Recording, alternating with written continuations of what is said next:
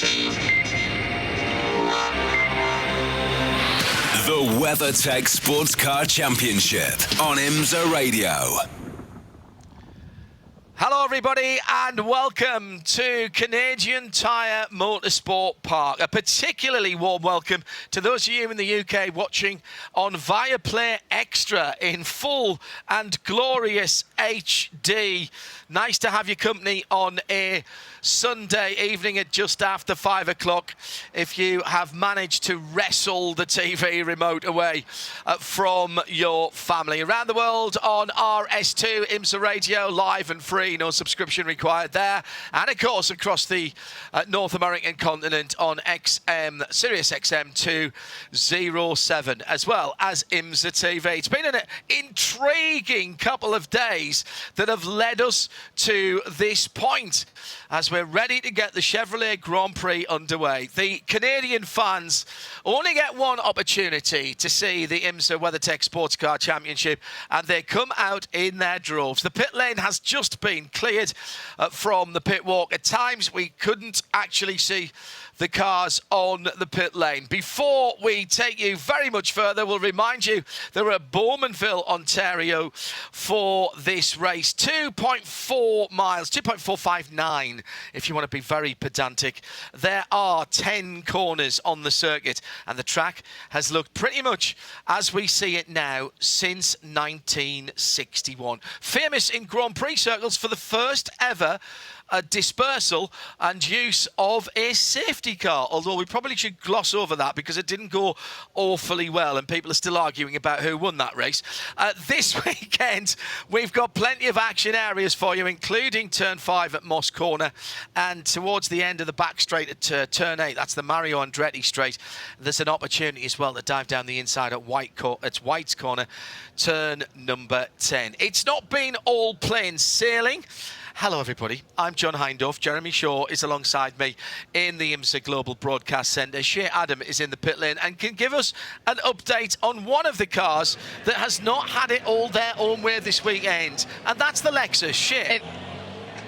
And it very nearly looked like we were not going to have the second place in the championship Lexus starting today's race. Frankie Montecalvo went out for morning warm-up and had something fail in the car. They decided they didn't have time to diagnose it, and rather they needed to just put a new engine in the number 12 Faster Sullivan GT3 RCF. So this car has a brand new power plant and it is fired up back in the garage. 3 hours total to do the engine change, and from the time that the old one came out to when the new one was put in, 45 minutes. Massive amount of applause goes towards the mechanics for the number 12 Faster Sullivan crew. And to be honest, there's not enough beer in the entire country of Canada to reward them for that hard work. But that car will not roll out with the rest of the field. It will sit in the pit lane as everybody else gets the advantage of getting heat into their Michelins. Frankie Montecalvo will be allowed to leave the pit lane after the last car has seen the green flag, and then he's going to have to serve a drive-through penalty on top of that. Long day for the 12th. It always seems very difficult for me that is the case, but I understand that is to dissuade people from just changing engines between qualifying and the race. Mind, if you're going to reward your crew with beer, then there is some very good brews up here that would do nicely. Thank you very much indeed. At the front of the field, Tom Blomqvist has another pole position for Acura. Indeed, it's an Acura front row lockout between the number 60 Meyershank Racing with Kerb Agajanian car. That's the white and pink machine, and the number 10 blue and black of Konica Minolta Acura. That's the Wayne Taylor Racing with Andretti Autosport. Behind them, Whelen Engineering Cadillac and Cadillac Racing. The 31 is the red and dark grey car. The 01 is the gold fronted car with the grey hindquarters. Then it's Porsche Penske Motorsports, the number 7 Felipe Nasr, the best of the 963s. Then the 2 BMWs outside of row 3 for Augusto Fuss, inside of row 4 for Nick Yellerly, just off the back of winning the CrowdStrike Spa 24 hours in a GT car, 24 and 25 in 6th and 7th, and making up the GTP field in 8th position outside of row 4. Relatively new to the championship, JDC Miller Motorsports have just had their Porsche 963.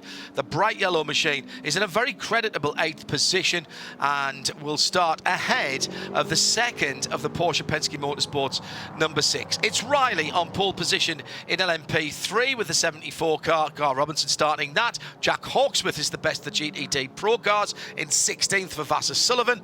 And Roman De Angelis has the Heart of Racing Aston Martin number 27, the best of the GTDs. Slightly overcast at the moment here in Bowmanville, Ontario. Air temperature 23 Celsius. That is 73 Fahrenheit. It's 90 Fahrenheit, or if you prefer, 32 on the track. Perfect day to go motor racing, 2 hours and 40 minutes. And Jeremy Shaw, we've been entertained the last couple of races in the IMSA WeatherTech SportsCar Championship. This is a different sort of challenge, just 2 hours and 40 minutes. So one of the shorter races here, but still has to be planned to absolute perfection and executed to perfection by all of these teams. I mean, Tom Blomqvist qualified on the pole last season, but didn't win the race. That's something they want to change for this year. And I tell you what, he's got the perfect guy alongside him to do that. Colin Brown will take the second stint in this number 60 car. He's won 4 times here over the last 8 years. Won the PC category in 15 and 16. He won overall in 2018 in the LMP2 car, and he won last year in an LMP3. So he knows how to get it done. He was the quickest guy in practice. His teammate was quickest in qualifying. It's all looking good for Meyershank Racing, but you're right, they've got to get the strategy right as well. Shea Adam, you've heard from down in the pit lane. It'll be we three that take you through our Porsche keys to the race. Is watch that track position. Only 34 cars. We had 57 cars last time out at Watkins Glen, just a few hours south of us here, I suppose. But here we've only got 2.5 miles or 3.9k to play with, and in practice it did seem to be more busy than it should have been for just having 34 cars. Watch your mistakes. It's a long pit lane here if you have to do a drive through. The tyres, well, it doesn't seem to be particularly hard on tyres. It's far more about that track position. It's king here. Get ready to go racing. We have 2x2 and a split prototype and GT field coming round the final corner. We go green, and 2 hours and 40 minutes are counting down with Tom Blomqvist leading to the line, but he gets jumped by Ricky Taylor in the black and blue car, who nosed ahead for a moment or two. But of course, on the inside line, Tom Blomqvist just eased his way through the first corner over the top of the brow at Clayton and down the hill as the GTs come. Oh, that's a bit more ragged there, and a great start for Jack Hawksworth, who jumps away from Jules Gounod in WeatherTech Racing's Mercedes in second position. Everyone else jostling as they go underneath the Chevrolet Grand Prix walk over bridge and down to the bottom of the hill. The front of the field already through Moss Corner.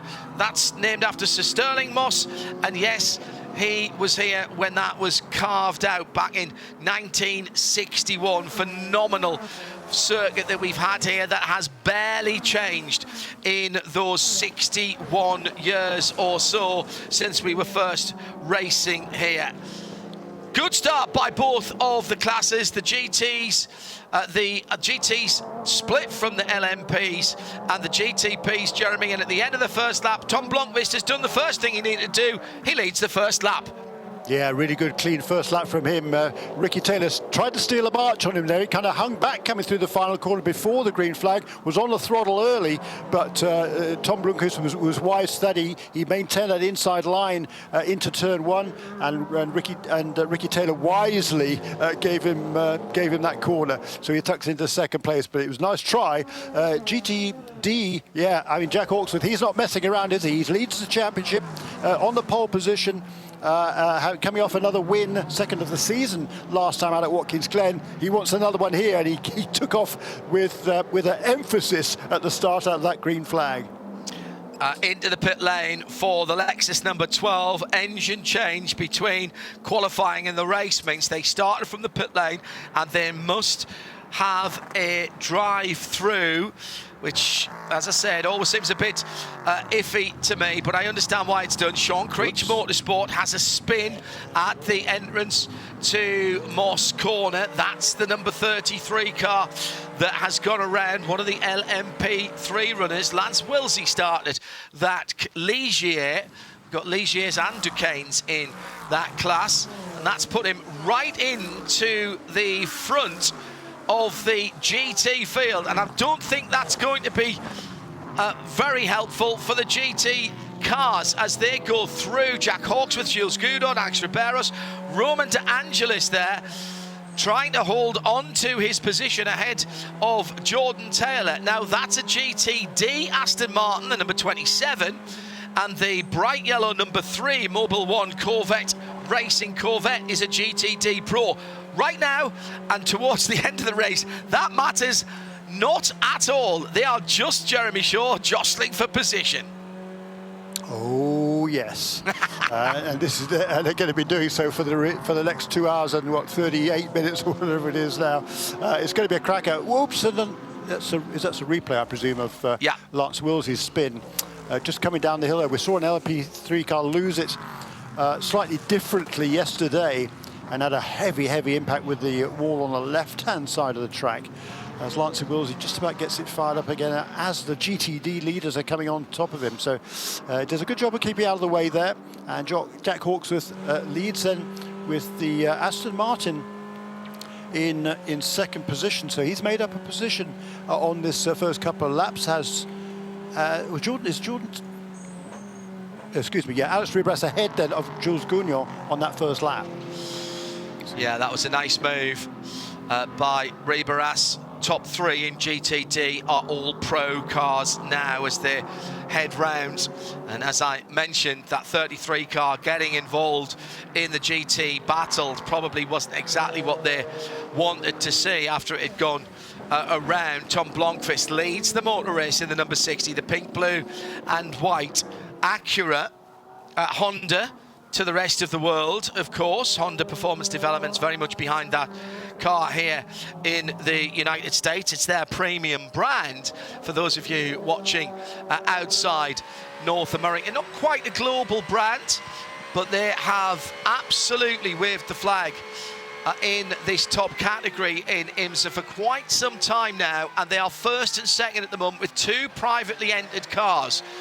Then it's the best of the Cadillacs. Well, there's a brand that needs no introduction whatsoever. The gold-fronted 01, Sebastian Bourdais, getting a tiny advantage over Pipo Derani in the red-fronted number 31 Whelen Engineering Cadillac from the first of the Porsche Penske Motorsport. How's that for a big name in this championship? And the new Porsche 963, which did not have a good run at Le Mans a couple of 3 weeks ago, but has been plying its trade very nicely here in the American Series, and indeed did cross the line first in our 6-hour race a couple of weekends ago.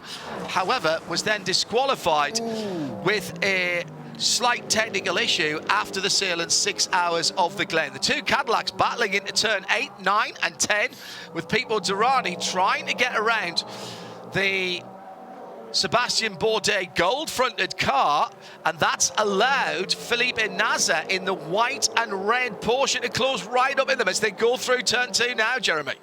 Yeah, indeed, and Sebastian Bourdais was able to sneak ahead of Pipo Derani on that first lap, and he's just about maintaining it, but that was a good, strong challenge from Pipo Derani.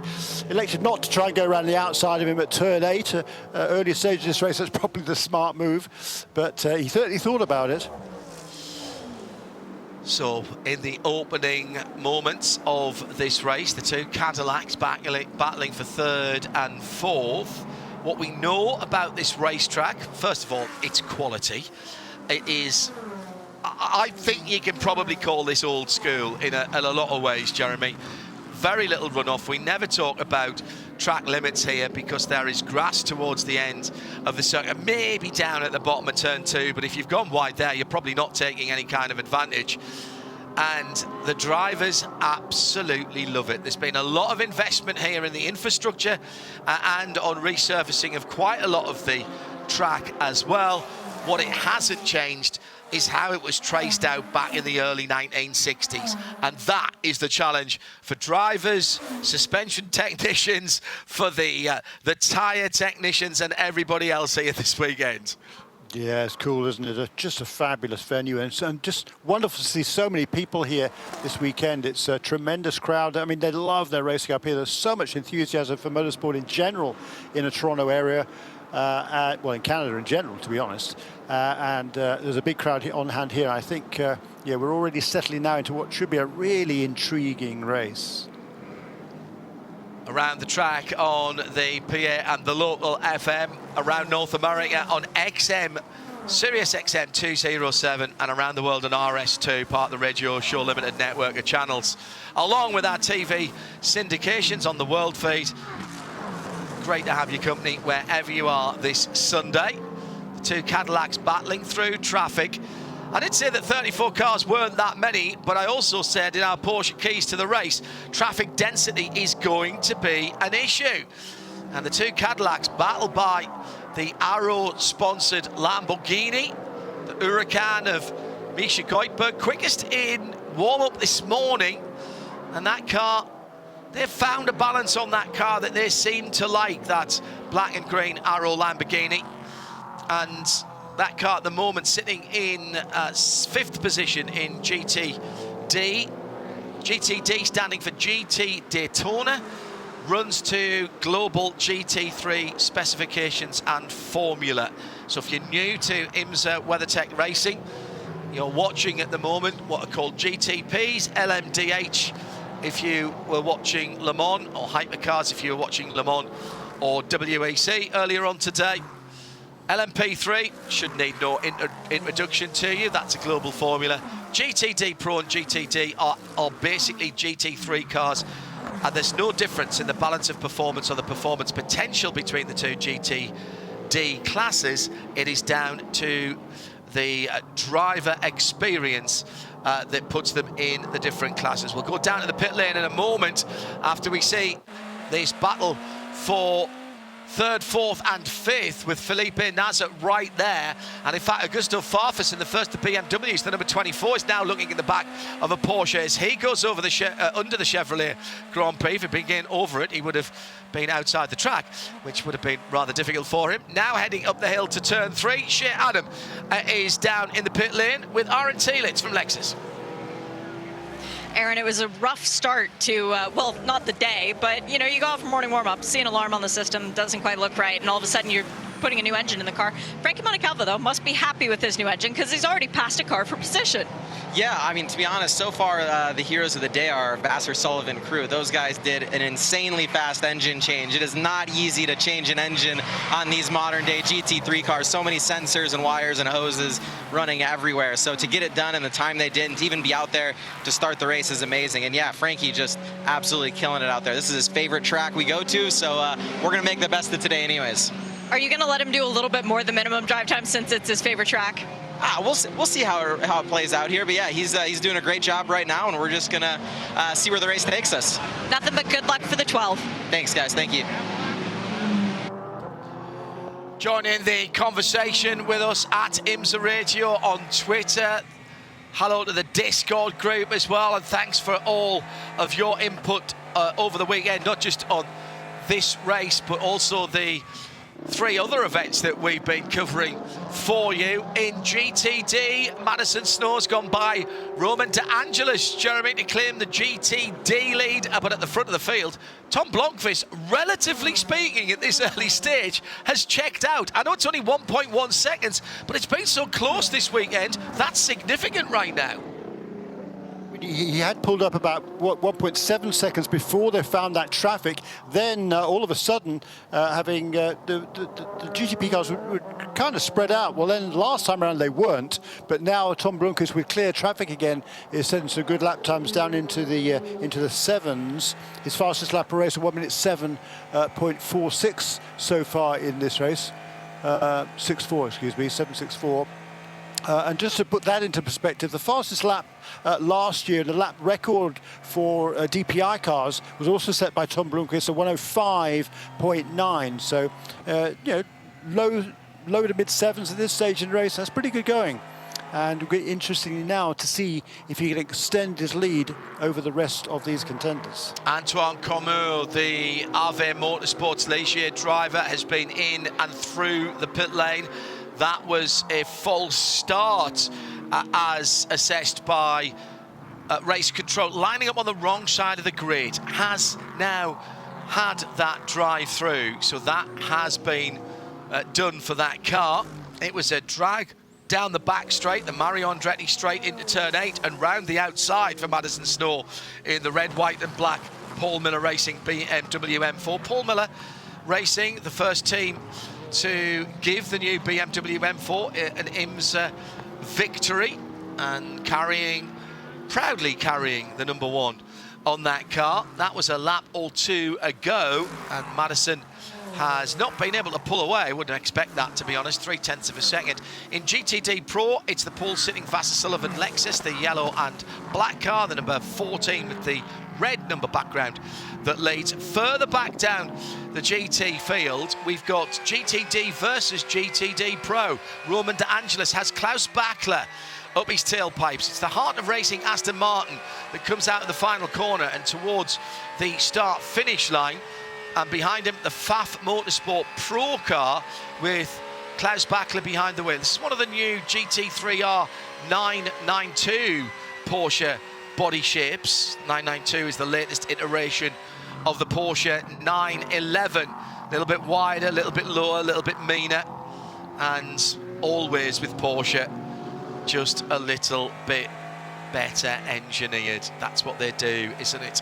That is a battle, as I say, that is not between class rivals, but it is, in terms of track position, very important for Klaus Bachler to try and get towards the 3 GTD Pro cars that are ahead of him, the 4 GTD Pro cars, in fact, that are ahead of him.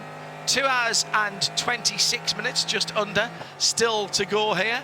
It's the IMSA WeatherTech SportsCar Championship, the Chevrolet Grand Prix from Canadian Tire Motorsport Park. Here in Canada. Jeremy Shaw, Shea Adam and me, John Hindhaugh, with the action. Settle yourselves in for a Sunday afternoon stroke evening stroke morning, wherever you are around the world, and let us know where you are watching at IMSA Radio if you'd like to get in touch with us.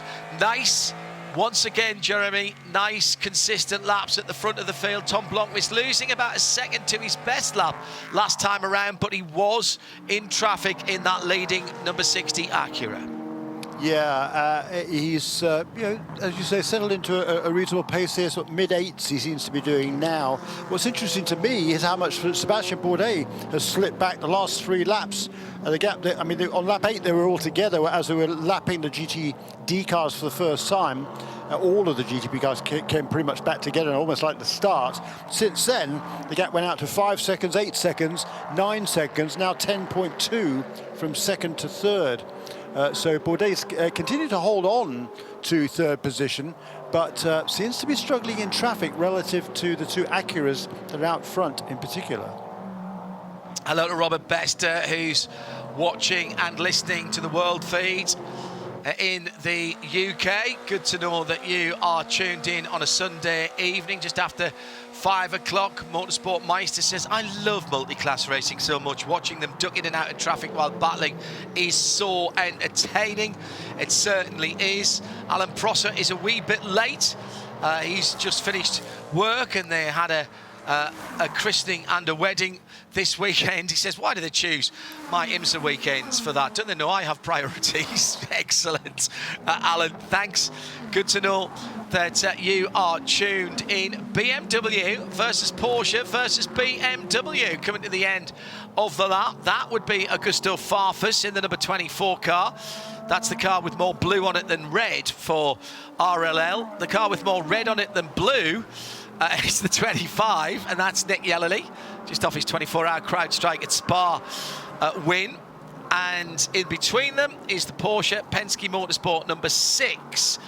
Porsche 963, and that is the battle for 6th, 7th and 8th in GTP. Mike Rockefeller just tracking them about a second and a half further back in a bright yellow JDC Miller Motorsports car that has impressed us all mightily in its first couple of outings so far. They've only just picked that car up. Oh, little mistake maybe at Moss Corner for the lead BMW, and there was an opportunity there for Mathieu Jaminet, but in attacking, he's cost himself some momentum, and here comes Nick Yellerly, got halfway alongside, but couldn't make the pass as they went down the Andretti straight and has to drop back in behind as they head to turn 8. Awesome entry to turn 8. They're going round the outside of the Volt Racing Porsche, which is started by Alan Brynjolfsson, the Wright Motorsport run car for 77, and into the pink lane, Nick Yellerly. This shit, Adam,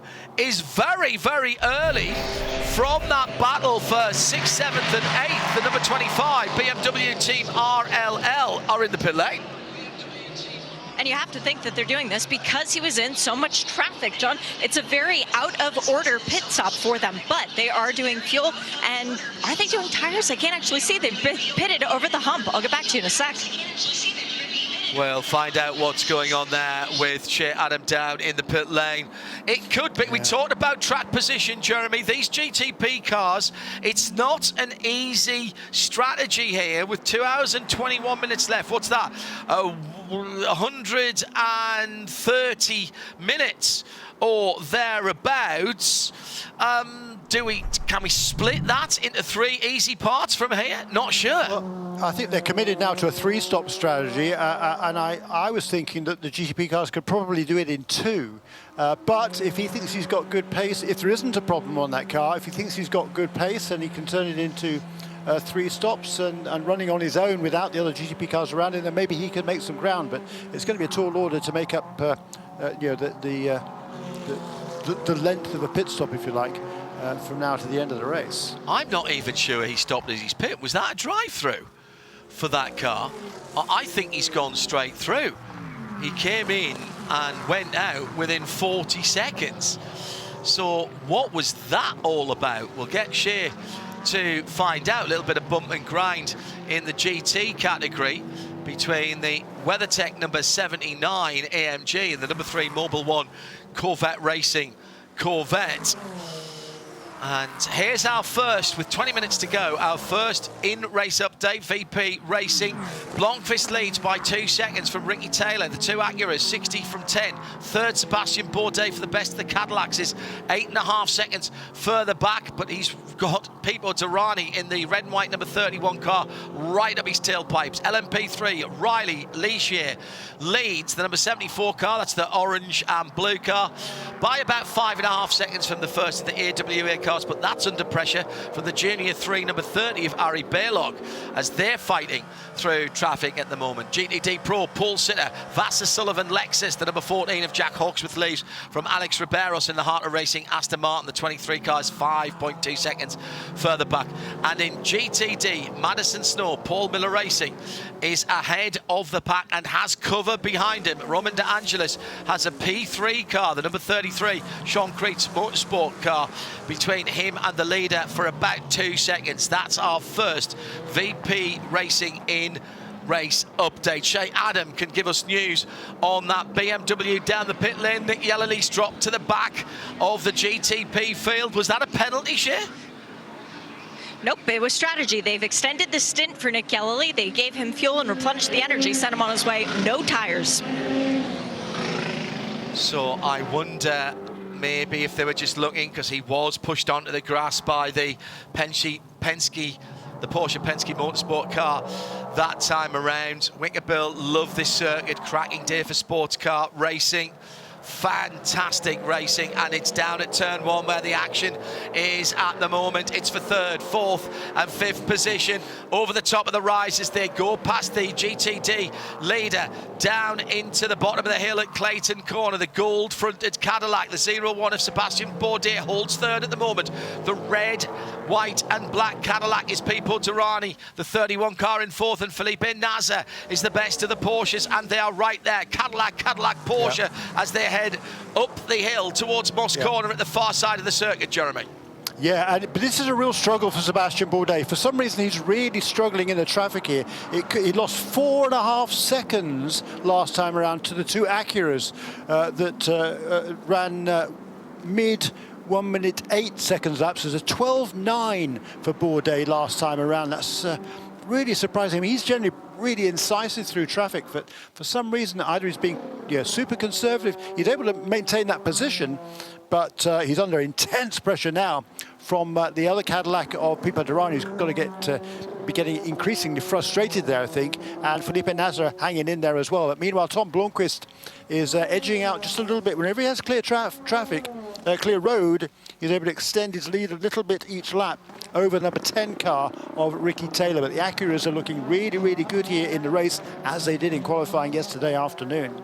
It has to be said, when that number 25 BMW came out of the pits, Jeremy, it did have the full length of the Mario Andretti straight, which is it's about a third of the track in terms of length, probably a little bit less than that in time, because it is a flat out blast. But in terms of getting him back out into clear air, Rahal Letterman Lanigan did a pretty good job, and now we need to watch Nick Yellerly, 27 seconds behind Mike Rockenfeller in eighth position at the moment. Yeah, and he's certainly made up ground. When the lap after he made his pit stop, he was 32 seconds behind Mike Rockenfeller. The gap now is down to a bit less than 28, so he's pulled about a second a lap on him over each of the last few laps. It'll be 20 laps. It's just 20 laps now completed by our race leader. Our Porsche keys to the race was all about track position, and we heard Tom Blomqvist confirm that down on the grid in Michelin Countdown to Greenshare, Adam. It looks like strategy might not be standard here. What's going on in the pit lane now? I have just seen a wild Philippe Albuquerque let out of the cage and walked around on a leash. Well, not quite a leash, but you know what I mean, a virtual leash, because they are getting ready to put him in the car for Ricky Taylor. And Ricky Taylor's no slouch around here, but this is the first roll of the dice that I've seen from any of the GTP teams even thinking about changing their second driver already. Super early with under 25 minutes elapsed here, which gives us 2 hours and 15. That would still be 2 stops from here unless there was the intervention of the safety car, Jeremy. So these guys at the moment may be looking at what's happened with the BMW. You said they might have converted to a 3-stop strategy. This is not controlled by tyre degradation or fuel burn. This is about track position here, and traffic is going to be the determinant here this afternoon. Maybe they are thinking, maybe Shea can confirm this, that tyre degradation is an issue, and maybe they are therefore committing to a 3-stop strategy now. Make that decision early on. If the tyres do lose grip toward the end of a 55-minute stint, maybe you are better off coming in, putting on fresher tyres at more one extra set, effectively. Well, you don't have fresher. You only got 3 sets for the entire race, so it's really interesting to me to see that number 24. Number 25 team should make that decision so early. I think if you're going to make it, though, the earlier you make it, the better. And we'll wait and see whether number 10 car comes in as well out of the second position. Blocking penalty, a warning for Jules Gounon, 3rd position in the WeatherTech Racing Mercedes in GTD Pro. Jordan Taylor's been pressuring the back of that car.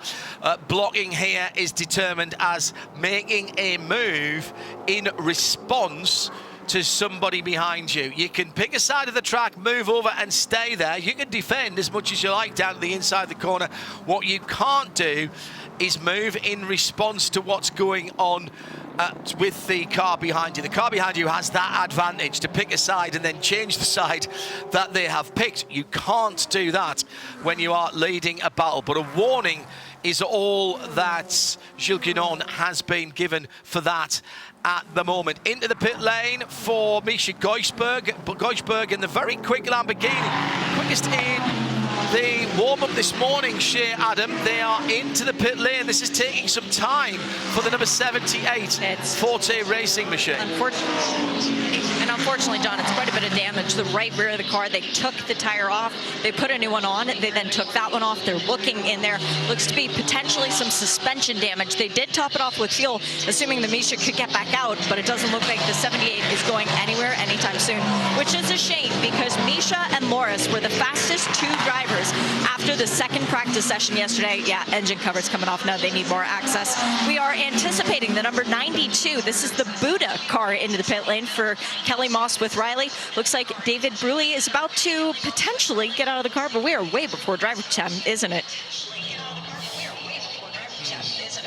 Indeed. So hello to Mike Sargent, who is listening to our international broadcast. He says it hurts not being at Mosport this weekend, but thanks to IMSA Radio and TV for the amazing coverage. What a turnaround for Vassar Sullivan. Jeremy Shaw changed an engine in record time for the number 12 car. They had to start at the back. Frankie Montecalvo therefore started from the pit lane, then did a drive-through, but has made up a couple of positions already with Kelly Moss with Riley in the number 92 Porsche and that issue for Forte, and he's passed Alan Brynjolfsson as well, up to 11th in GTD. I'd say he's paying back the mechanics already, Jeremy. Yeah, impressive stuff from Frankie. He's also set the fastest lap of the race in GTD. Is it actually quicker than his? No, is the teammate car, Jack Hawksworth, who is leading GTD Pro pretty comfortably, or relatively comfortably at least, at this stage. He's got five seconds over Alex Riberas in second place. Jack Hawksworth has turned a 1:16.903, which is a couple of tenths, 3 or 4 tenths outside Danny Juncadela's lap record that was set last year in GTD Pro. But Frankie Montecalvo, he's turned a 1:17.0. Really good lap, and as you say, making good progress. Now he's got a bit of a gap before he catches up.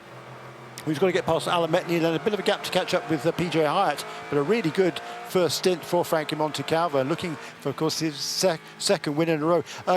Just a note about GTP, number 6 car of Matthew Jaminet was able to get past Augusto Farfus, 4 or 5 laps ago now, and is pulling away and closing in on his teammate Felipe Nasr. So the two Penske Porsches running at the moment in the 5th and 6th places. Hello to Switzerland and to Right Turn Lover, who are tuned in on our international feed. If you're in the UK watching on Viaplay Extra in glorious HD, thank you for being with us this Sunday into the early evening, just coming up to 20 minutes before 6 in the UK. We've got 2 hours and 10 minutes still to go, and Tom Blomqvist leads by 1.2 seconds from Ricky Taylor in second. The two Acuras bossing things at the front of the field. The next car is 14 seconds back, and that's the Cadillac of Sebastian Bourdais, who does not seem to have the pace of the cars around him, but he's holding on to that third place. In LMP3, the top 3,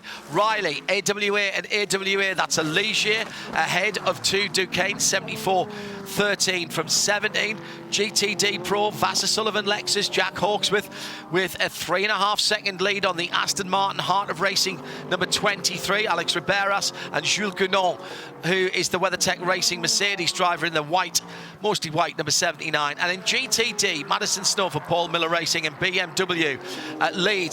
BMW weren't overly excited coming into this weekend, but the Paul Miller Racing car has been the fastest of the Beamers all weekend and is now at the front of the field. That is a good race car. It might not have been the best qualifying car, but it's a good race car this afternoon.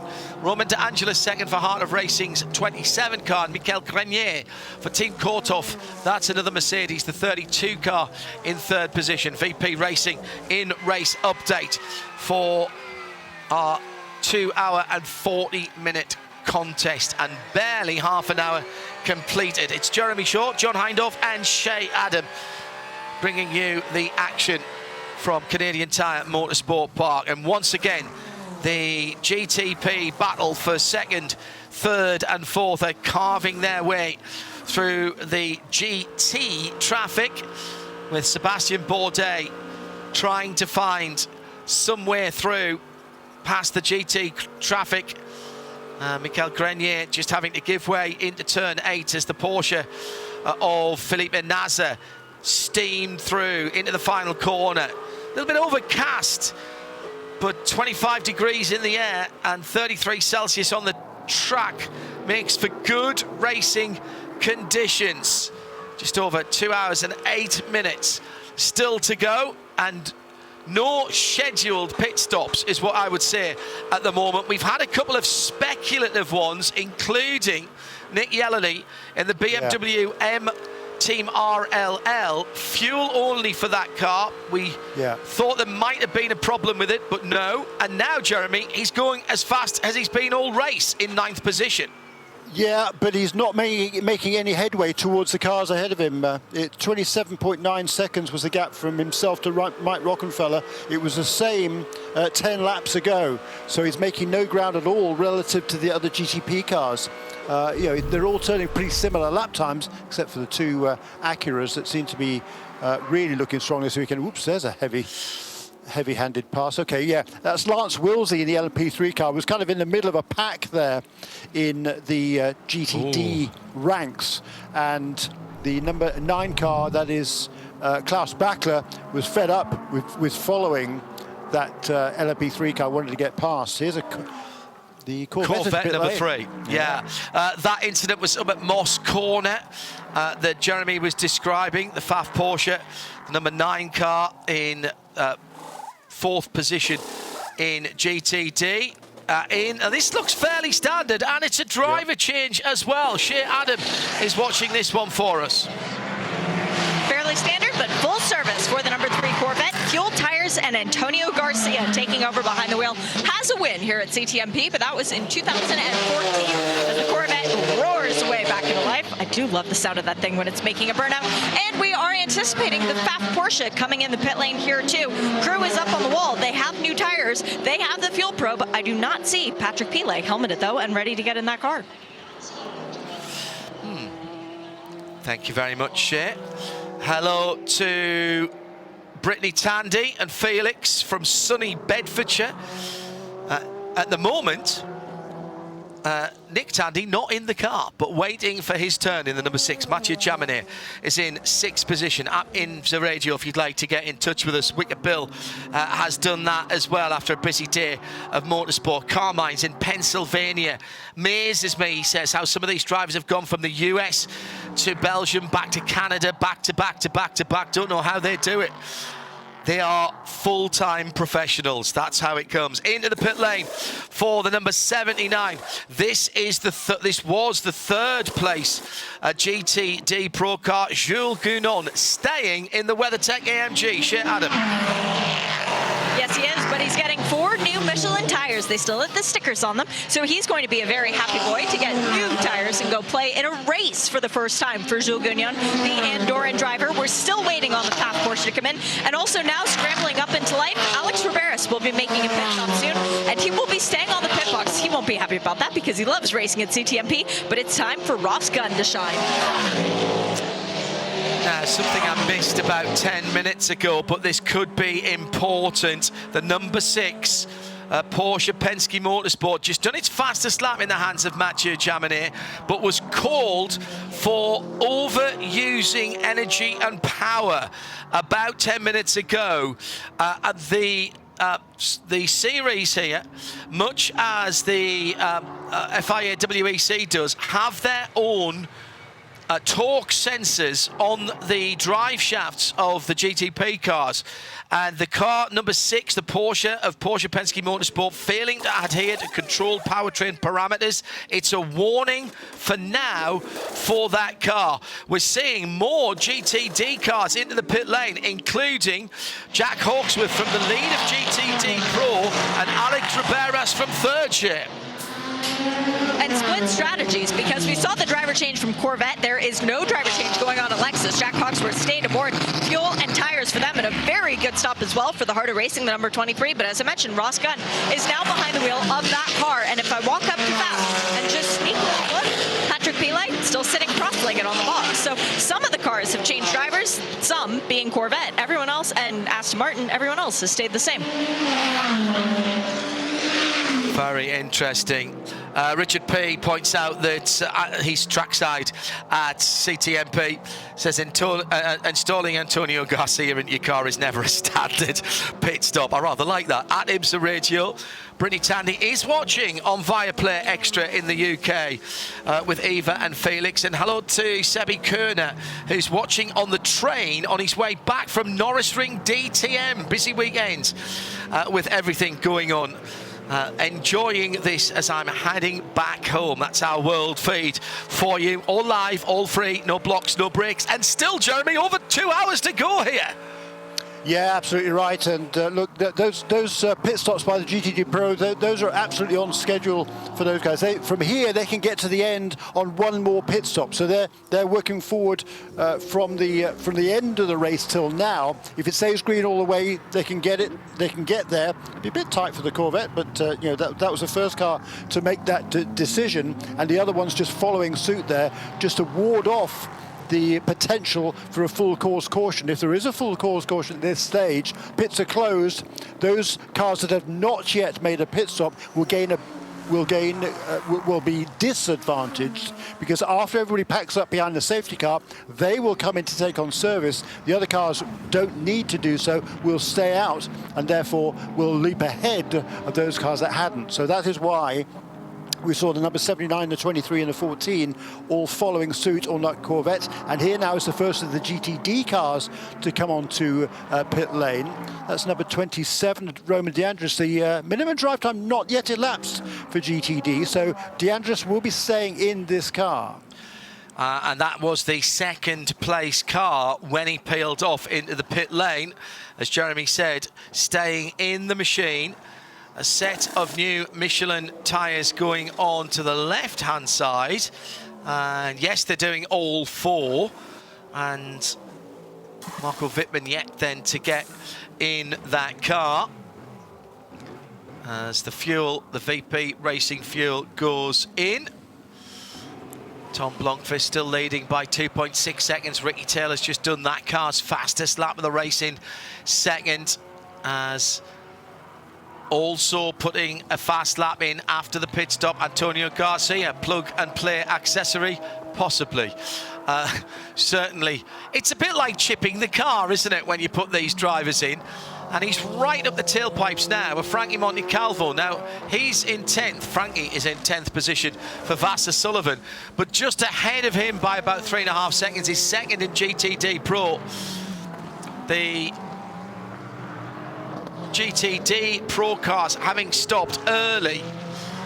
This means that Madison Snow is the best of the GTD cars, ahead of Pfaff Motorsport, who leads GTD Pro, but yet to make their first stops in this 2 hour and 40-minute race, of which we have pretty much spot on 2 hours still to go. Yeah, and that's the only one of the GTD Pro cars that has not made a pit stop. So Klaus Bachler, his first time here at Canadian Tire Motorsport Park, as with several drivers in this field. The team did come here in early June to do a test, not so much to learn about the car, but to enable Klaus Bachler to get some experience here. And he is now leading the GTD Pro class because he has not yet made a pit stop. And he's following Madison Snow, who is now leading in GTD with that. Well, he was leading in any case, wasn't he? And the second place car was Roman DeAngelis making an early stop. Jamie Dwyer is in thundery Derbyshire. What's the forecast looking like for the rest of the race? It's a bit overcast here, but I'm sort of keeping my fingers crossed that it's going to stay dry for the next 2 hours as it stands at the moment. At IMSA Radio, if you know better, those of you at the track, it is looking a tiny bit threatening at the moment. Air temperature still decent, 24 Celsius, which is 75 Fahrenheit, and on the track still pretty good for the Michelin tyres, 32 Celsius, 90 Fahrenheit, excuse me. So, battles, let's pick a couple up, shall we? Coming into the final corner, the number 12, Frankie Montecalvo, is sitting in 9th in GTD, has the third place Corvette Racing GTD Pro car, and Anthony Antonio Garcia right behind him. Proof if proof were needed, Jeremy Shaw, how important track position is here. And also, Antonio has not been able to get around that number 12 car because the cars have very similar performance. It's just down to the nut at the end of the wheel. There you go. Yeah, absolutely right. And ahead of the Corvette here, we see Frankie Montecalvo in that GTD car, up to 9th position now. And I would expect some of the GTD cars to be coming onto pit lane fairly soon, with their driver minimum time having been met, minimum requirement. But in the meantime, in P3, Gar Robinson is just romping away. He's extended his lead now to almost a minute over Ori Fidani. It's 54 seconds last time around. The sister car for AWA of Ori Fidani is Anthony Mantella. He got past Ari Balog, I don't know, maybe a dozen laps ago, and is running in 3rd position now. Ari Balog, though, hanging right with him in the battle for 3rd and 4th in LMP3. Meanwhile, out front, status quo between the two Acuras, but Sebastian Bourdais continuing to fall back 19 seconds now, the deficit from 2nd to 3rd. And I'm certainly surprised to see that much of a differential between the two. Last time was another slow one for Bourdais. He obviously got held up in traffic. And here now, finally, around the outside goes Pipo Derani up into that 3rd position. That was coming through the S's at the end of the lap, and Pipo Derani driving around the left-hand side, the long way around, if you will, Sebastian Bourdais. That's cost him 22 seconds to the two Acuras ahead. He's been following that other that other Cadillac of Sebastian Bourdais for quite some time. So remember this, 22 seconds on lap 37, as the two Acuras now are as close as they have been, Jeremy, as they dispute the lead at the end of the Mario Andretti straight going in to turn 8, where that pass for 3rd was just made last time around. Yeah, that's right. And the gap had between the two Acuras, it was up to 3 seconds. That's no more when they encountered that last knot of traffic a lap or so ago. And now Ricky Taylor right with Tom Blomqvist. We're 44 minutes into this stint. We're almost at the minimum time for the GTD cars. I think we'll see several pit stops for GTD, including the number 12 car of Vasser Sullivan that started at the back. Frankie Montecalvo, a really good first stint. He went to hand over that number 12 car to Aaron Tielitz. Hello to all of you who are listening around the world, and particularly in Europe, enjoying this on a Sunday evening, coming up in the UK to just before 6 o'clock, just before 7.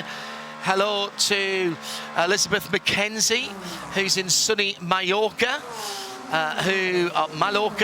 Felix and Eva's grandpa and grandma tuned in tonight. Oh, we've got the full Tandy clan tuned in. And Dave Alcock joining us recently. What a circuit this is, he says, and sort of reminds him of a cross between Donington Park and Alton Park in the UK. 3 wide coming across the line with the Gradient NSX just having to keep out the way of quicker cars. Sheena Monk doing a good job though for Gradient. Catherine Legg, 2nd quickest in warm-up this morning in that green and white G Wentworth number 66 Acura. Hot on the heels of them signing a new deal, a new sponsorship deal with a clothing company, premium golf clothing company. Sheena and Catherine both being made ambassadors, as we're waiting for more cars to come in. Alan Brynjolfsson peels off into the pit lane from the back of the GTD field. That's the first driver I would suggest coming in at the end of his time. Oh, hang on, we've got the GTD leader coming in. Klaus Bachler then goes through in Pfaff Motorsports Porsche number 9 to the lead, and Shea Adam is down with Paul Miller Racing.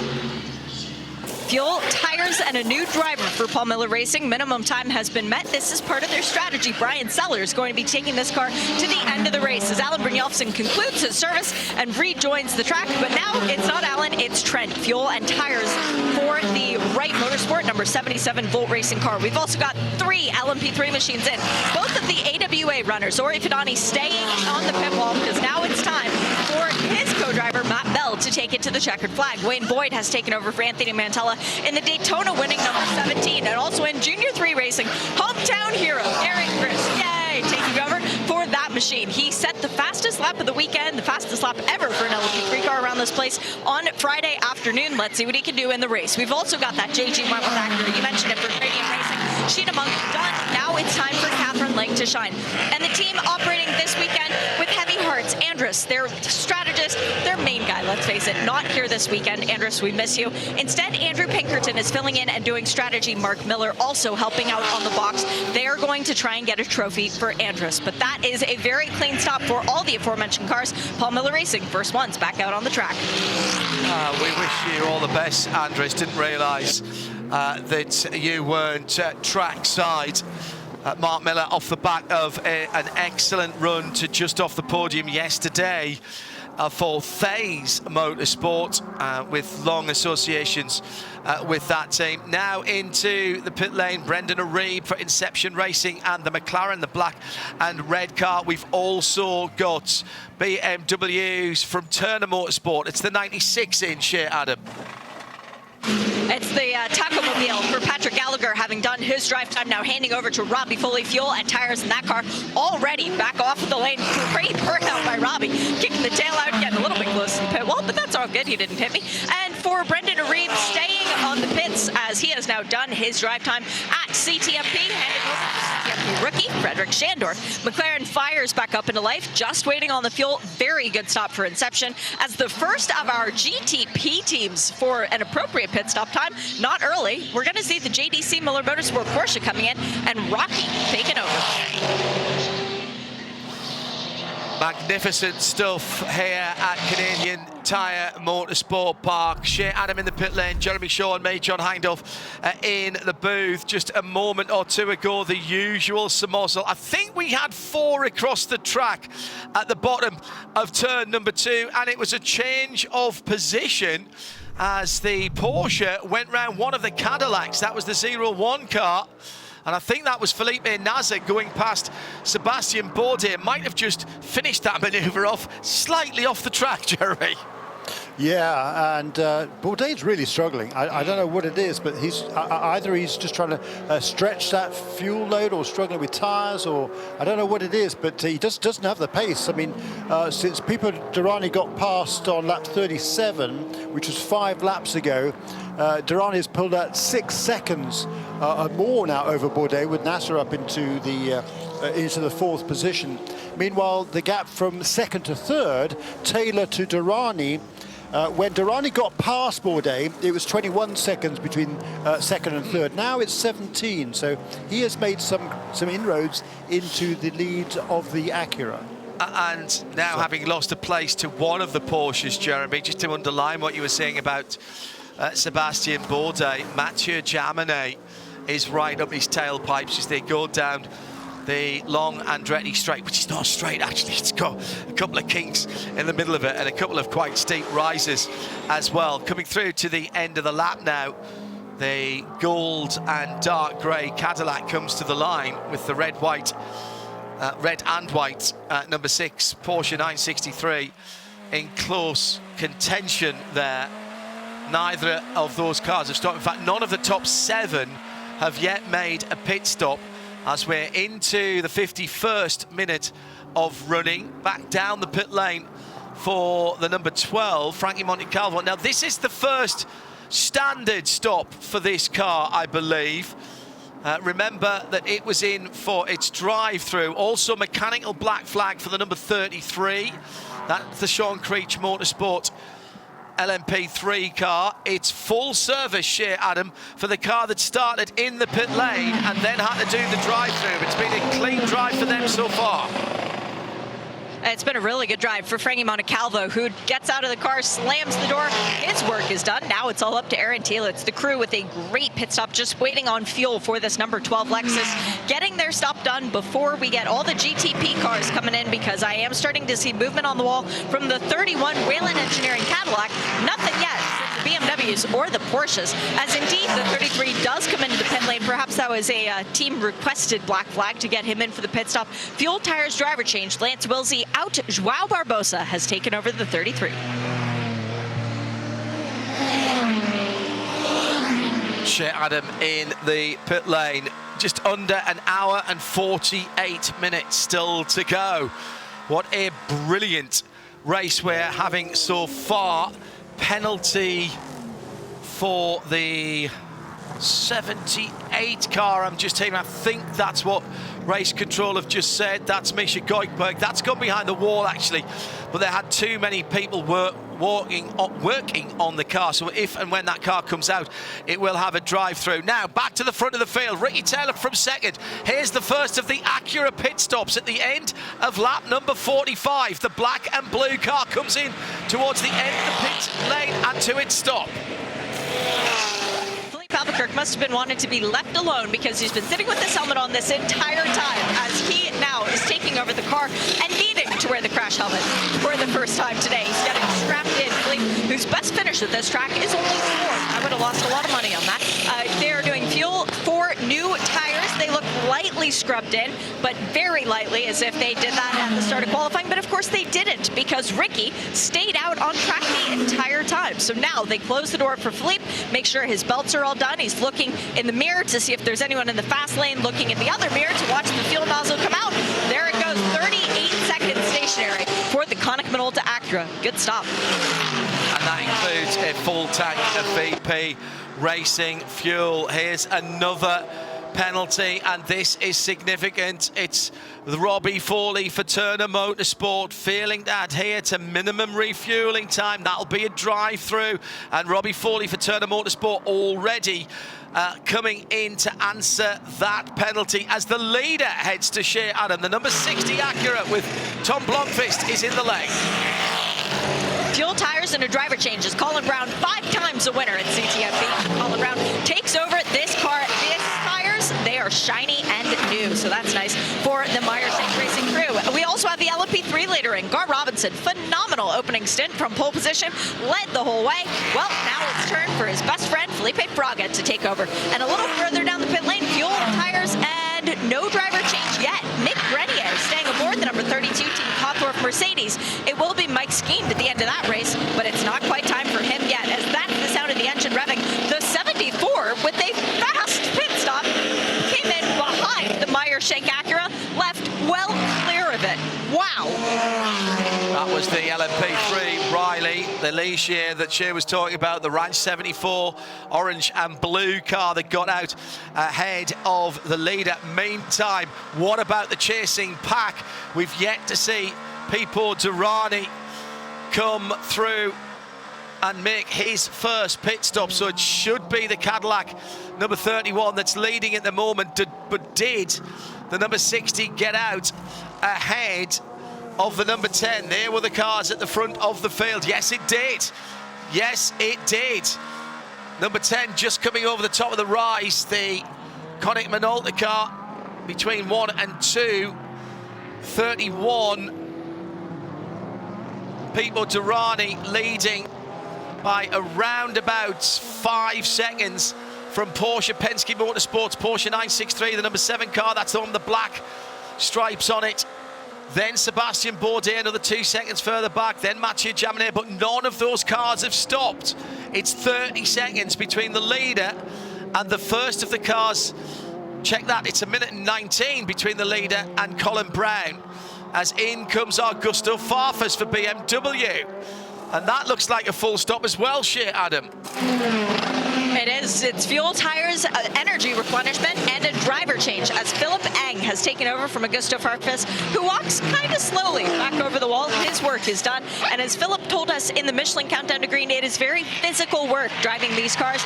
And you cannot give less percent. you can't give 5% down, because if you do, you're looking at a half second a lap. So it is 100% effort from these drivers every single lap around the track. They are just waiting on the fuel and the energy replenishment.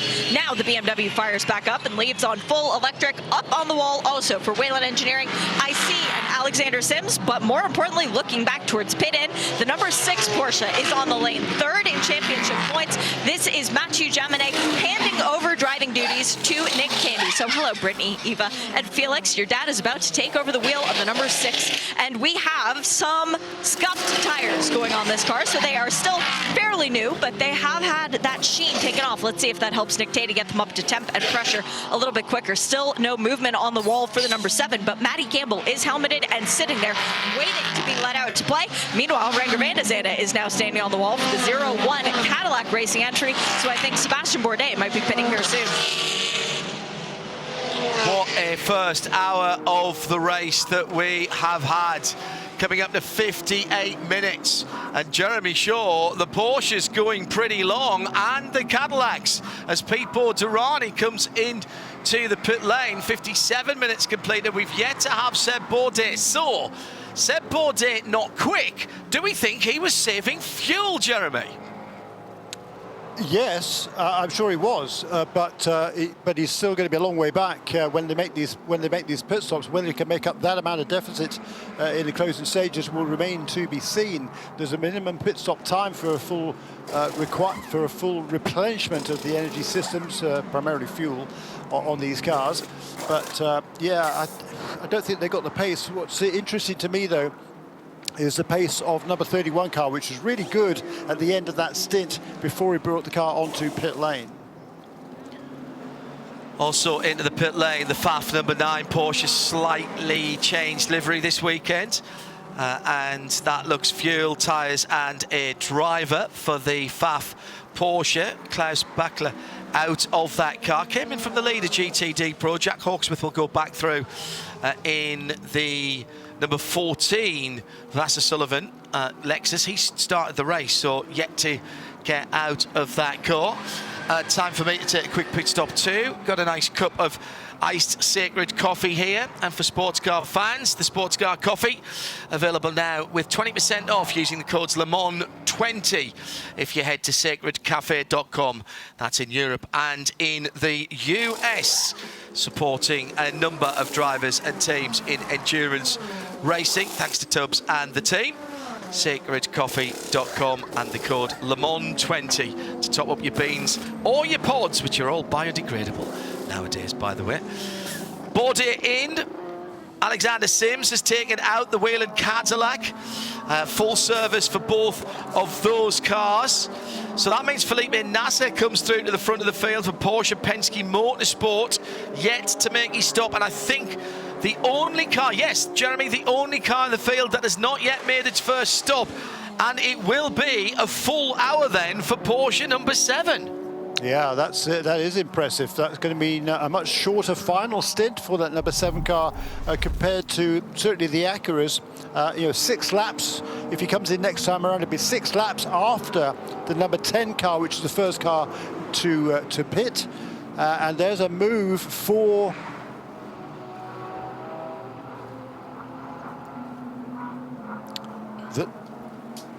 that was number 01 car.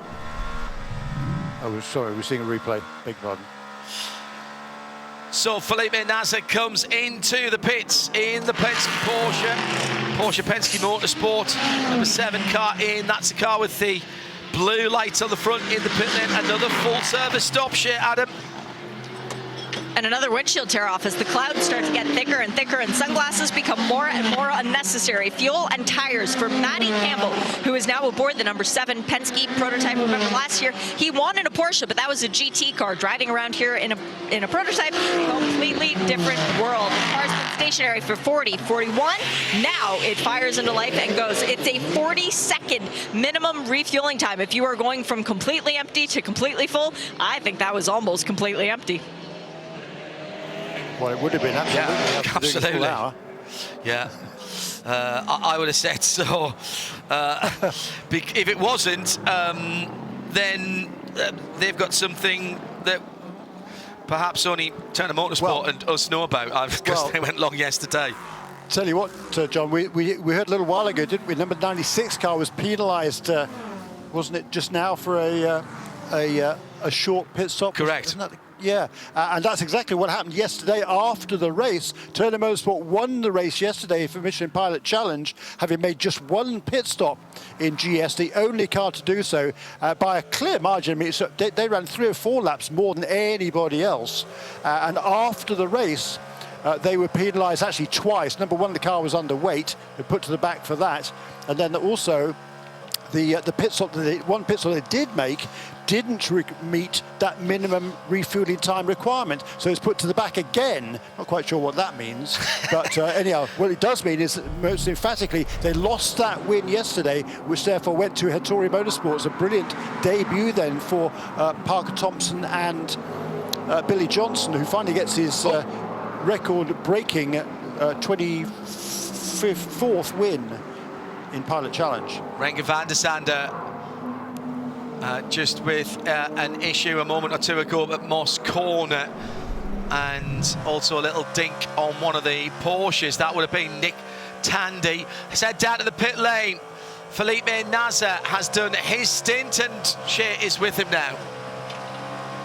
Felipe, I've got to ask first off, is your drinks bottle in the car a little bit extra energy? Because I have no idea how you went that long. Oh, that's good. Sounds like you guys had fun there watching. It was quite a challenging stint out there, just because you can see we're doing so many laps on the tires, and at the end you could feel like the oversteer was getting more and more in the car, so controlling that and going through the traffic was quite something, but at the same time it created opportunities, and I was there to capitalize on them. You know how to get it done at this place, and Matt does too. So going forward, do you feel like this is potentially the race where you can finally get the first win for you guys in Porsche? Well, I always like to think we're going to get a win, and although the leaders, when we saw the Acras there at the start, they certainly have more pace than everybody else in the field. So it's going to be hard to chase them, but still 1 hour and a half to go. Still plenty of race to go, so I mean, we made a couple of positions already looking at the strategy, so let's see, hopefully a podium will be nice, but let's see, still a long way. Do you have another set of new tires for Matty to the end of the race? I'm not too sure if they only did left sides here. I didn't see the pit stop, so that's a question for the team. I wouldn't know now. I'll ask. Thanks, Philippe. Thank you. New leader, BMW M Team RLL, BMW M Hybrid V8. 2 seconds to the good now. Nick Yellerly going past Colin Brown after the pit stops. And for the first time in the race, it is not an Acura leading. And also, it's Acura 60 in second, Acura 10 in third. So they are still in the same positions, but they've now got a BMW ahead of them and a Porsche behind them, albeit at 18.5 seconds. That long run for the Porsche has certainly helped out their run towards the front of the field, as Matt Campbell now is behind the number 7 car. Shea?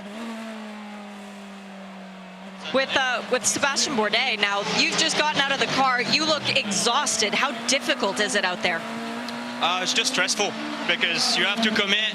You launch the car, either inside or outside of the GTs or the P3s, and there's not a single guy that does the same thing. One goes left, one goes right. You just never know what to expect. Even when you commit to one side, they move over on you, and I don't know. Honestly, it's the worst experience on a track like this that I've ever had. I just kept getting bottled up. The pace of that 01 Cadillac is great. It's not a problem. We just keep getting caught out in the middle of corners in trainer cars, and obviously after a race where you kind of made the wrong decision in traffic, you don't really want to do it twice. So I wouldn't say I was conservative, but I wasn't sending it in there, and we just got swallowed up. So that's very frustrating, but it's part of it, I guess. Thanks, Seb. I'm sorry. 01 now being piloted by Renger van der Zande, the Cadillac with the gold front on it. As into the pits, the early stopper.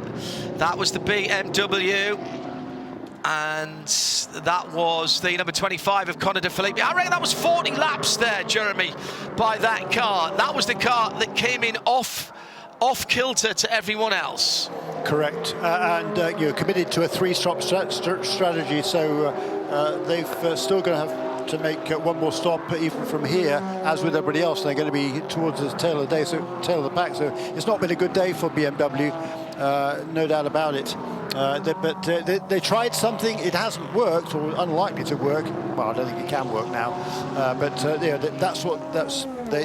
They knew they were struggling, so let's try something different. Hasn't worked out, but no harm, no foul, effectively. Well, it's probably cost them a position or two, I would think, to the number 5 car at least. But out front, what's interesting to me is that Colin Brown has immediately asserted himself in the lead. He's holding a nice, comfortable gap of a second and a half or so over the other Acura of Wayne Taylor racing, the Konica Minolta car. And it seems to be status quo between those two. What is interesting, though, is Matty Campbell has turned in some quick laps. He's actually just turned his best laps of the race now in car number 7, running in 3rd position.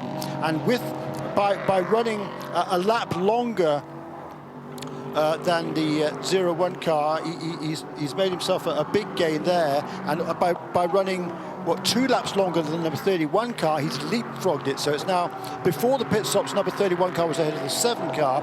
Now it's the other way around. So Matty Campbell has been is up into 3rd position. Alexander Sims, taken over from Pipo Derani, is going to work to cut out to try and get back that 3rd position.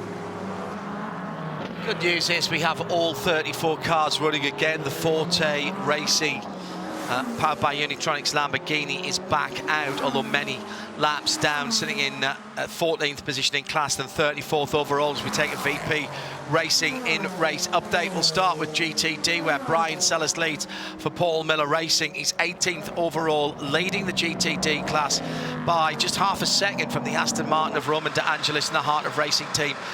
In 2nd place, the number 27 car. In 3rd, Phil Ellis is round about 24 seconds further back for the Winward Racing Mercedes number 57. GTD Pro 14th, 15th, 16th and 17th, the top 4. And it's Vassar Sullivan's Lexus, still with Jack Hawkes with a board, who has a 2-second advantage in the number 14 Lexus ahead of the number 3 Corvette. That's got Antonio Garcia behind the wheel. Gilles Gounon, who seems to be everywhere, as a number of people have mentioned they've cloned him. He's in 3rd position in the WeatherTech Mercedes, and in 4th, just another half a second, maybe that 3/4 of a second behind, is Ross Gunn for Heart of Racing team. Felipe Fraga leads LMP3 for Riley in their Ligier, ahead of the 2 AWA Ducanes, but it's half a minute now between Fraga in the 74 orange and blue car and Matt Bell in the 13 AWA, and he's got about another 10 seconds on his teammate Wayne Boyd in the 17, actually top 3 there. And at the top of the timing and scoring screen, it's Colin Brown now behind the wheel of the number 60 Acura with 2.5 seconds of an advantage over the similar car in the black and blue colours of Konica Minolta Acura, and that's Philippe Albuquerque with 15.5 seconds back to 3rd place. Matt Campbell for Porsche Penske Motorsport. He's in a battle with Alexander Sims and the red, white and black Whelen Engineering Cadillac, the number 31. Just 0.6 of a second behind. Then it's another 11.5 seconds back to Nick Tandy in the 2nd of the Porsches, the number 6 car. Has had a win this year, that car, on the streets of Long Beach. He's got his hands full with Cadillac 01, the gold-fronted Cadillac V-Series R, Renger van der Zande in that car in 6th. That's how it stands with exactly 19 minutes to go. Your VP Racing in race update. Well, Jeremy, I'm very happy with this. I feel entertained. There's plenty going on. Everywhere I look, something's happening, including at the moment at the front of GTD, where Brian Sellers is fighting off Roman De Angelis, and he is at the moment being passed by the 01 Renger van der Zande as well. This is the joy, or indeed the pain, of multi-class racing. And from Brian Sellers' point, I'm quite happily running my own race, thanks very much. I don't need to get out the way of the leader and let that pesky Aston Martin close in on me.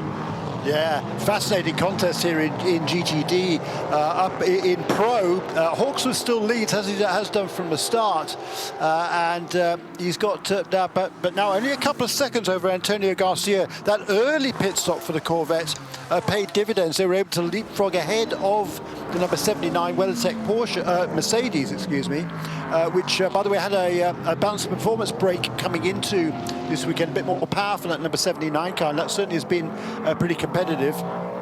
But the number 14 Lexus still has has an advantage. The Corvette also got a larger restrictor for this race as well, taking advantage of that. And they're only a couple of seconds behind the Corvette, behind the Lexus, so that battle is very much on. But the third place car, Jules Gounon, he's been kind of held up battling with an LMP3 car for the last several laps, so he's fallen a fair bit behind in third position in that GTD Pro class. And then behind him is Ross Gunn right there, and then the GTD non-pro battle all in a train there, with Ross Gunn ahead of Brian Sellers and Roman DeAngelis, and Patrick Pilet is not too far behind them in the FAF Porsche. Beautiful area to come and watch motor racing. Plenty of people in Europe tweeting at IMSA Radio saying, oh, this is on my bucket list. It should be on your bucket list. This is a proper circuit. It's barely changed in terms of the circuit layout. It hasn't really changed at all since 1961. One or two of the walls have been pushed back here and there for more modern safety concerns, but it's absolutely outstanding. Now, Colin Brown has caught now the BMW of Philip Eng, and this is crucial because the mainly blue BMW, blue, white and red rather than red, white and blue, you can kind of understand that if you see them side by side. Andy Blackmore's Spotter's Guide, the important bit. He's trying to stay on the lead lap at the moment, repelled the first advances and attacks by our leader Colin Brown into Moss Corner 5 and 6. Across the line now has maybe 2 or 3 cars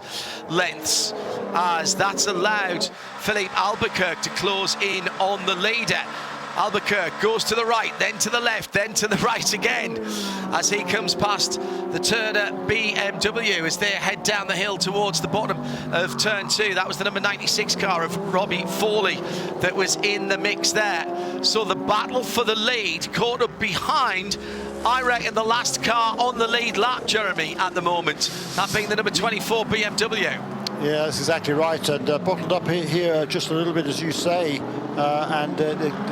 I'm sure that Philip Eng will try to stay on the lead lap if he possibly can, but BMW is certainly struggling here relative to their performance at Watkins Glen a couple of weeks ago. The other BMW is only about 5 seconds up the road, in the hands now of Colin De Filippi, and he now is trying to get past Tymon van der Helm in the JDC bright yellow Porsche. So that's a battle for position for 7th and 8th, but not where they wanted to be after that victory at the Glen. Worst news of Philip Eng is he is on roughly the same pit strategy as the 2 cars that are behind him, about to put him a lap down. Colin Brown 17 laps under his Michelin tyres since he came out of the pits. Philippe Albuquerque 18, Philip Eng 15 laps. At least you can see of Connor De Filippi, he's got about 8 or 9 laps in hand on those other cars. He's only 7 laps out of the pits. And finally,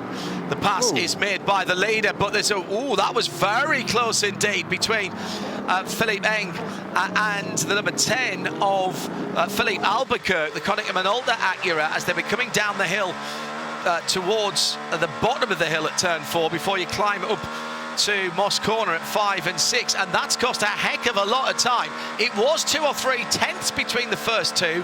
It's going to be 2 or 3 seconds by the end of the lap. These cars very evenly matched. Round the outside at turn 8, we'll have a twofer. Thanks very much indeed, Philippe Albuquerque, because he also goes past the number 57 Philip Ellis-driven Winward Racing Mercedes. So coming out of turn 3 and in the run from turn 3 to turn 4, not sure if Philip Hain just didn't see the Acura behind him. He was just drifting across to the right-hand side to take the racing line there, Jeremy. I'm not sure there was anything sinister there, but certainly that was a wake-up moment for Philippe Albuquerque. Yeah, I mean, he would have known the car was there, no question about it. But he was fighting hard, which is, you know, I guess within his right. But at that stage, he's already a lap down because he'd been passed by the other Acura already. So you're already a lap down. No point in making things too difficult for the other leaders coming up behind you. But it's been a frustrating day, I think, for BMW. They showed pretty good pace the rest of the weekend, but it hasn't been there in the race. No. Absolutely not. Steve, sorry, Jeremy, just a quick question here from Steve Tadman. Does a clashing WEC race today affect the entries for IMSA?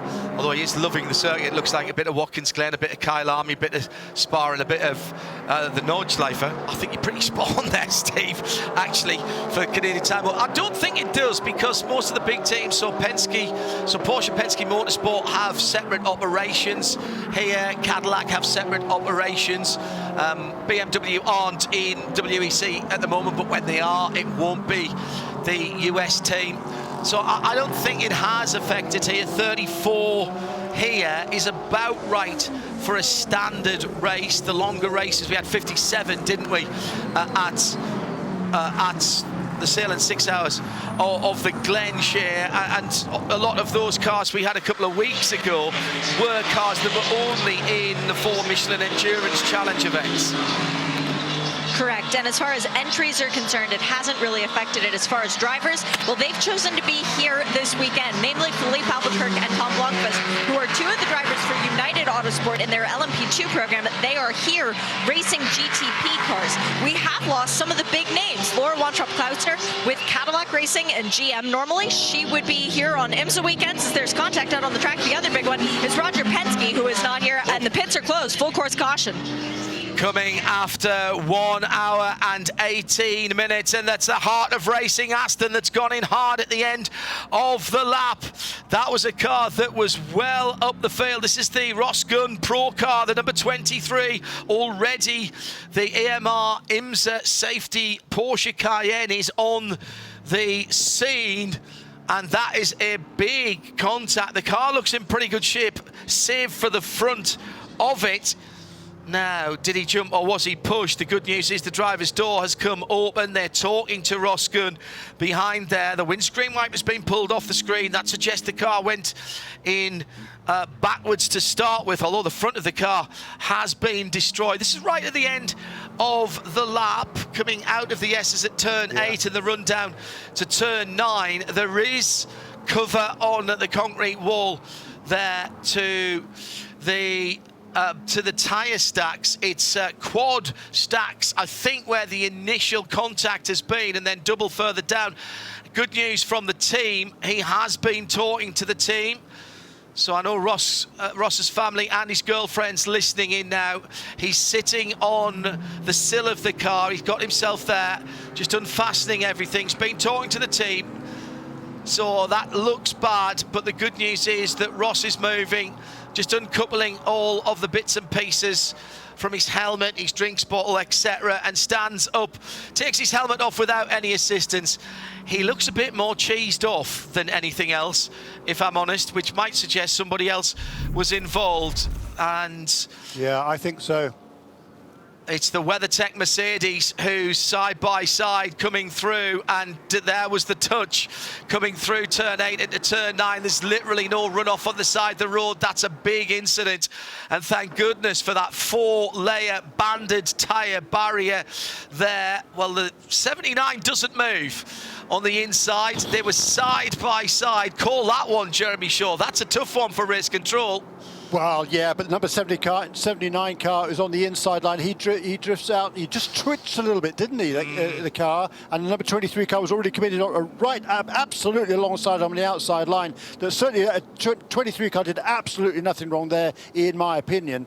Was it just a racing accident? Well, they leave that to the race stewards, but certainly that was a, Ross Gunn was trying to make that pass. He'd been trying to make that pass for a long time and he finally saw his opportunity. He was clearly alongside him going around there. It's a very fast corner. Requires ultimate commitment there on the outside line. But he didn't have the pass completely made. But yeah, really unfortunate for Ross Gunn, because that was a great run for the harder racing team. Marco Sorensen won't get in that car then. He's still in the pit lane. Philippe Albuquerque. Alex Riberos, who started that car. Marco Sorensen is in the other car. He was watching on from the pit lane. Philippe Albuquerque right behind that in the second place Acura GTP car, and was able, because of the more downforce in the GTP car, to tighten his line, which the WeatherTech car couldn't do. And Albuquerque went through the pair of them on the inside there, but a very close call indeed as those cars disappeared exiting stage left to the second place car. Full course yellow, the safety car is out. Hello to you around the world at IMSA Radio. Hello to Albert von Murik. The young lad is taking the peak at the race today. Wife's not thrilled because that's another racing fan in the house. I think that's responsible, fair parenting, Albert. Thank you for that. And well done for bringing us the next generation of endurance racers. Well, Jeremy, we have had just on an hour and 20 minutes, 100 minutes of green flag racing. And that has been enthralling, riveting for me. I completely agree with you. Yes, it has. And really, I mean, the Acuras certainly seem to appear to have the upper hand here this weekend. But now the strategies become a little bit different, because the two Acuras were the first to make their first pit stops, and they are coming to make a stop, are they? That's interesting. Yeah. Absolutely, with 100 minutes to go, both of the cars come in. Yeah. The 60 is further back down the pit lane, so it's the number 10 that's closest to pit out. Shea Adam is watching them both. Fuel and a drinks bottle for Colin Brown. Fuel and no drinks bottle for Ricky Taylor. They're doing new tires on both of those cars. We've also got both the Porsches into the pits now, and both of the Cadillacs, but neither of the BMWs makes a trip down to pit lane trying to get their laps back. So we have the 01 Cadillac doing tires as well. Very sluggish to leave the pit box was the number 60, and the first car back out was actually the number 10. Then we've got movement from the 74 Riley Technology LMP3 car, but the third car off the lane will be the 31 Whelen Engineering Cadillac. The 7 Porsche blocked its sister car trying to come out of the pit lane. Well, it was blocked by its sister car and then managed to get going once again, but the 6 rejoined the track in a more effortless way. We still have the number 5 JDC Miller Motorsport Porsche in. Fuel and new tires for Time, and he is staying aboard, is Vanderhelm. And we've got the 30 also in the pit lane, as well as both of the AWA cars. So Junior 3 Racing, fuel and tires for Garrett Grist, fuel and tires for both AWA entries as well.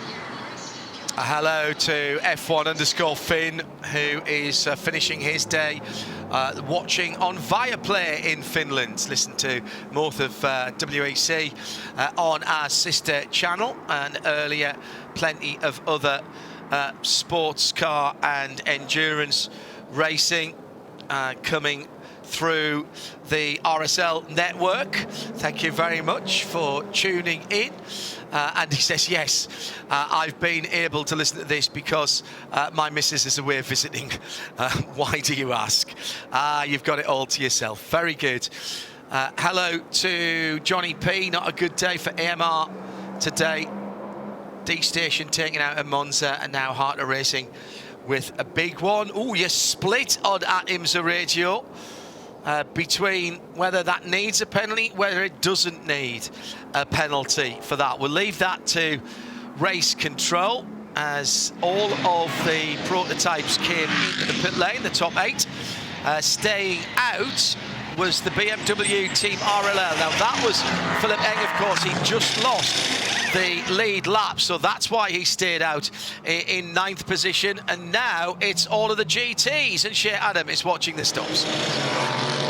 And a pass in the transition lane, the 14 Lexus getting around the 12, because that is how they are pitted towards pit outs. That was very clever by the Lexus team. First car that is done with the service is Brian Sellers $1,000 fuel and new tires for the Paul Miller Racing BMW. He was the first GT car onto the pit lane, and he's the first leaving. We've had a lengthier stop from the 27 Heart of Racing because they have done full service fuel, tires, and a driver change. Roman DeAngelis handing over to Marco Sorensen.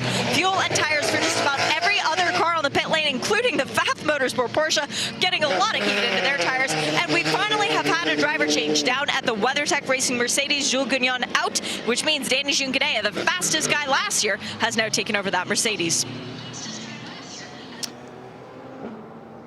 So we'll let the field pack up again, Jeremy, behind the safety car. We're going to have about a minute, an hour and 8, 9, 10 minutes to go here.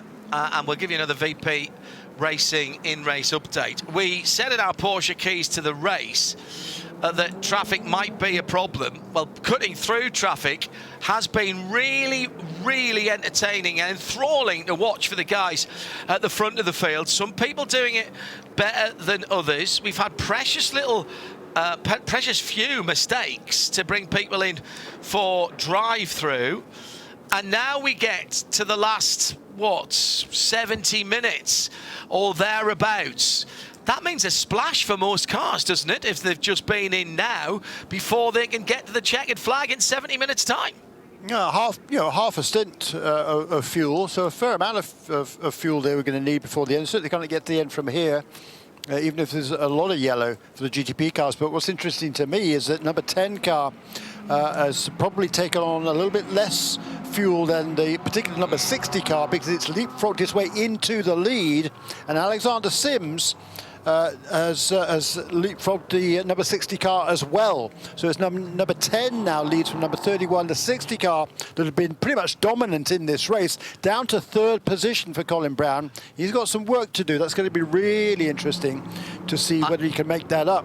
But what did we say, Jeremy, in Porsche Keys to Race? Track position here is king. And we actually heard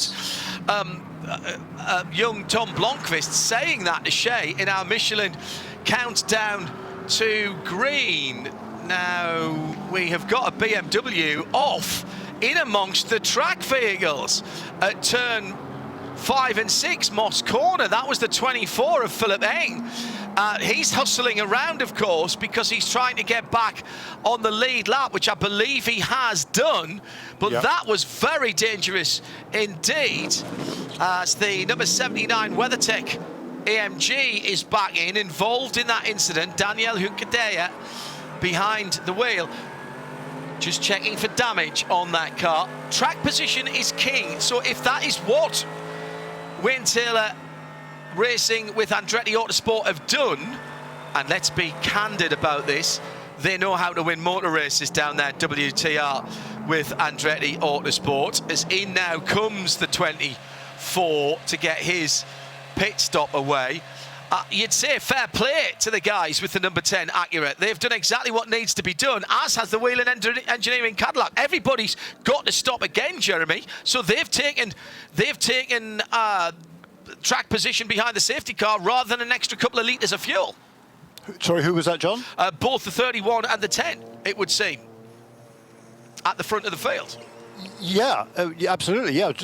Yes. And it also in GTD Pro, the number 9 car, you remember that was the only one of the GTD Pro cars elected not to come into the pits at the kind of earliest opportunity to get to the end of the race from here. Whoa, oh, yikes. That was so close from Philip Eng. He was hustling around to get back to the pits to make his pit stop and came upon track cleaning as he was diving down the hill towards Moss Corner and locked it all up and just missed the back of the air dryer. That was a really, really sketchy moment. As not sure if he didn't see them or if he didn't see the flags. There should have been white flags out for cars moving slowly. There were definitely yellow flags waving, but Eng was trying to get his lap back, which he's done.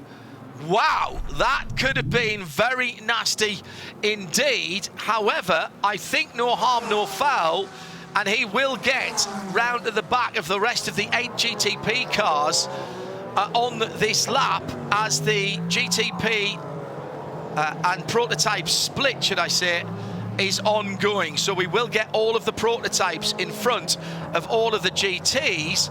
Catherine Legg, by the way, now leading GTD in the green and white 66 JG Wentworth NSX. That car quietly going about its business this weekend. Sheena Monk doing a good job early on. Catherine, having taken over, sits 5th in GT and leads GTD at the moment. Yeah. This one's for Andres. And the reason for that is that they elected not to make a pit stop this time around. I think all the other GTD non-pro cars did come in. Incidentally, all of the GTD cars are now a lap behind the GTD pros. The reason for that, and I really don't like it.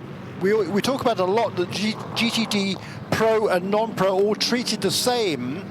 Well, they are in terms of technical specifications, but if the race leader is between the GTD Pro leader and a GTD leader at a full course caution, which was the case here, then the GTD Pro cars get the wave around.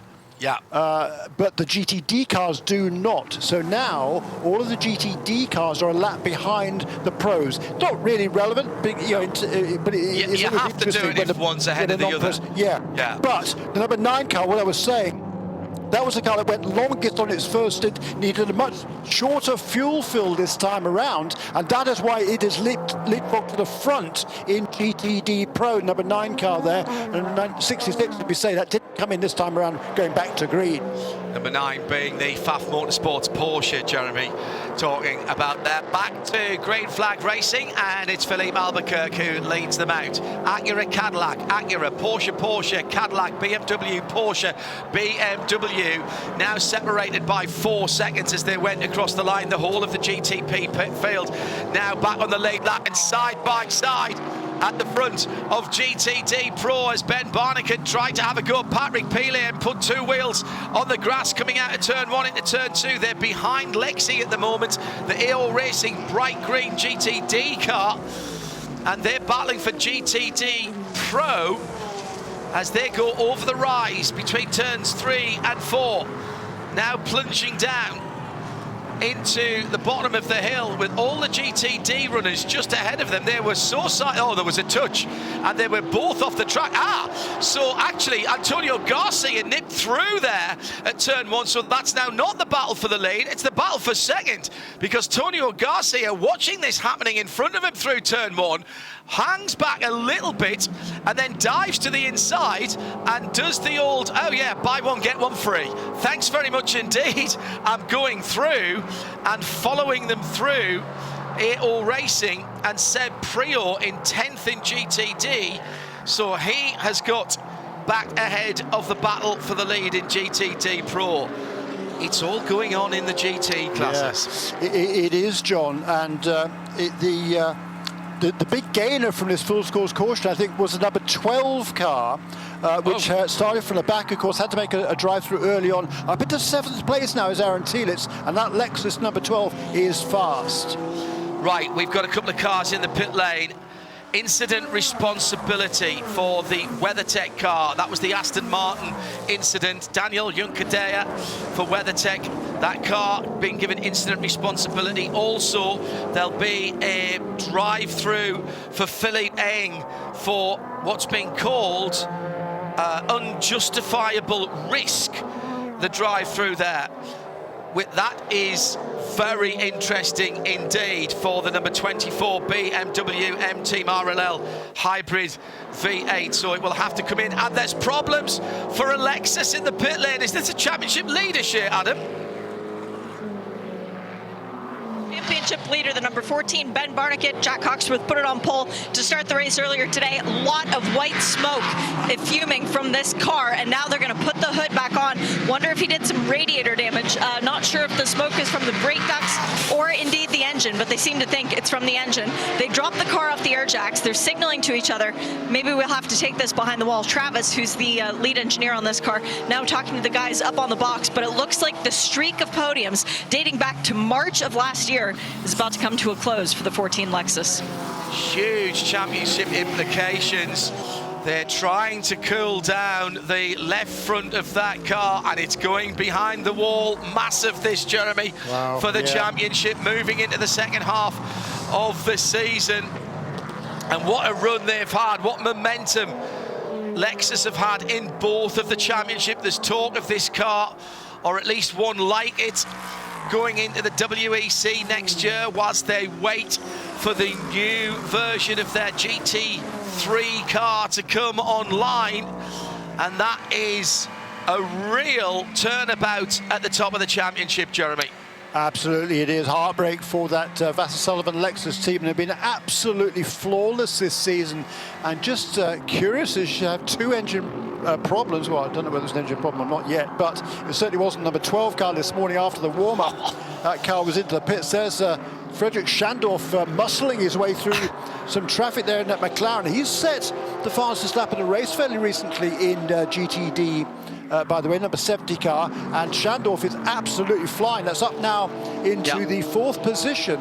Or is it third? Has he got? No, he hasn't gone past Phil Ellis yet, has he? He has just gone past Phil Ellis and Mike Skeen, so he is up into... He's got past both of them, did he? Yeah, Okay, right. That was another buy one, get one free. So ahead of him is the... Oh, no, actually, that is Mike Skeen, still just ahead of him, I think. But he has taken a couple of cars. He must have gone by... he must have gone by the Courtney car as he went through. So Inception Racing going through past the Mercedes and the Harter Racing car as well. Actually, that was the other car, Marco Sorensen, that he went past there. So another buy one, get one free for the McLaren, the red and black car. Let's go down to Shea Adam for an update on the championship leading Lexus from GTD. There was water everywhere in the engine bay where it shouldn't have been, so they've taken it back to the behind the wall so they can get more eyeballs on it. They think a hose could have come off, or it could be a punctured radiator. GTD Pro, I should have said, it was the number 14 car, Ben Barnicat, then behind the wall after, frankly, a perfect run from Jack Hawksworth and the team to get pole position and lead the race. Antonio Garcia for Corvette now leads in an area of the world where GM is very big, got a manufacturing plant not too far down the road from Bowmanville. Then it's Porsche in second with Patrick Pilet and Pfaff Motorsport, very much a Canadian team, and Daniel Hunkadea for WeatherTech Racing in third position. In GTD, Catherine Legg leads for Gradient Racing. New clothing partner for them this week, Chervaux, the premium golf apparel manufacturer. Catherine and the rest of the team looking very smart this weekend. Catherine now an ambassador for that particular clothing manufacturer, and has 2.6 seconds on Brian Sellers in second and Phil Ellis in third for Winward Racing. Then the fast restarting Frederick Schandorf for the McLaren. Mike Skeen for Team Courthoff in the dark coloured number 32 Mercedes, and the Harter Racing Aston makes up the top six. Yeah. Big long trailer cars, though. GTD does a fabulous battle all up and down that field. The Aaron Tiditz hasn't made any progress just yet. He's behind Marco Sorensen, who did lose a couple of positions, or one position at least, after that restart to the McLaren. That is charging toward the front in GTD. Meanwhile, at the front of the field, a couple of laps ago, Philippe Albuquerque just set the new fastest lap of the race at a 107.5 in car number 10. Hasn't pulled away much, though, if at all, from Alexander Sims. But Colin Brown, he slipped a couple of seconds back in that third position in car number 60, and he's got close company from Maddie Campbell in the Porsche number 7. VP Racing in race update. We will be looking for a single nomination from the broadcast crew for BDO. They know accounting, tax and advisory services, and we're looking for their BDO Knows Strategy Award this afternoon. Still to play out with around about, no, exactly an hour. Alexander Sims for Whelan puts the fastest lap of the race in for his car, 107.591. That's a tick of the clock away from the fastest lap of the race, which is only about a second and a half away from the DPI lap record from last year. which is Tom Blomqvist's Acura. And those cars at the moment, the top three, as Jeremy said, separated by 2 seconds. LMP3, it's Junior 3 Racing for the first time ahead in that particular contest. 10th overall for Garrett Grist in the lead here. Yeah, after the restart, he got past Felipe Fraga. Did Garrett Grist, a local driver from Grimsby, Ontario, lives now in Niagara Falls, but he's from Grimsby originally, and he's made that pass for the lead just after the restart for Junior 3 Racing. So that's number 30 car leads now for the first time today. It had been number 74 car, Gar Robinson, absolutely dominated the first stint, but that full course caution has not played in favour of that team because he brought everybody else back into the picture, and Garrett Grist has taken opportunity to move into the lead. Shea Adam, question for you, coming in from Max on @IMSA Radio. Why is the 97 BMW from Turner Motorsport now in the GTD class when it was in GTD Pro the last race at Watkins Glen? Shea, what's the thinking behind them swapping back and forth between classes? Factory BMW driver. He joins the car for the endurance races. Again, and Shea, John is the start of that. Oh, John Edwards is the answer to that, because he is a factory BMW driver, meaning that they have 2 of those at their disposal for the endurance races, meaning they cannot race in GTD as it is, because you need 2 silver and or bronze rated drivers to be in GTD when we are in a race longer than our 2 hours and 40-minute contest. So in order to have John join the team, they run a GTD Pro, and that way Chandler Hull does minimum drive time and then hands over to 2 factory BMW guys to try and get it done. Yeah, excellent stuff. Thank you, Shea. And then there you go. Max, ask and thou shalt receive. Hello to Corrine, Sarah, who's in Saskatchewan in Canada, out in the garden, listening on IMSA Radio. Sirius XM 207, RS2 around the world. And of course, on the Sound and Vision at IMSA TV, no subscription required for that, IMSA.tv or IMSA Radio on the video page there as well. Outside of the US, you can be following along Viaplay across Europe, and particularly Viaplay Extra in the UK. That is a free-to-air channel on the Sky platform, and others full HD if you can grab the television this Sunday evening, just approaching 7 o'clock. Into the pit lane for the JG Wentworth Acura. Catherine Legg had not made the stop. However, Jeremy, this is their last stop from here, I reckon. So they are making their last stop now. This has actually worked out rather well for them. Yeah, I completely agree with you, John, because I don't think anybody else can get to the end. They'll comfortably stay on the lead lap here. And now we'll see what sort of pace Catherine has. The Acura has been really strong this weekend. She was right up there in the timing charts in the practice sessions yesterday. So you know, it's looking pretty good for this Gradient Racing team. I think it was a good call to stay out there, get that track position. They're going to lose the track position now, but they're going to be in clean air, and she can turn some fast laps. This could be very, very promising for Gradient Racing. Yeah, and back out onto the circuit. Catherine will take it to the end. Sheena Monk started this car running in the lead position of GTD through their strategy, as Jeremy said, quick in the practice and not maybe getting the qualifying that they wanted. Sheena Monk a little bit disappointed with herself when she was talking to Shea in Michelin Countdown to Green earlier on. Catherine Legg has got that car rolling, got a nice balance to the car, I would say, at the moment, and they have done their last pit stop. Now, why is that important? If you're watching this type of racing for the first time, the likelihood is that we could get, coulda, shoulda, woulda, get another intervention from the safety car.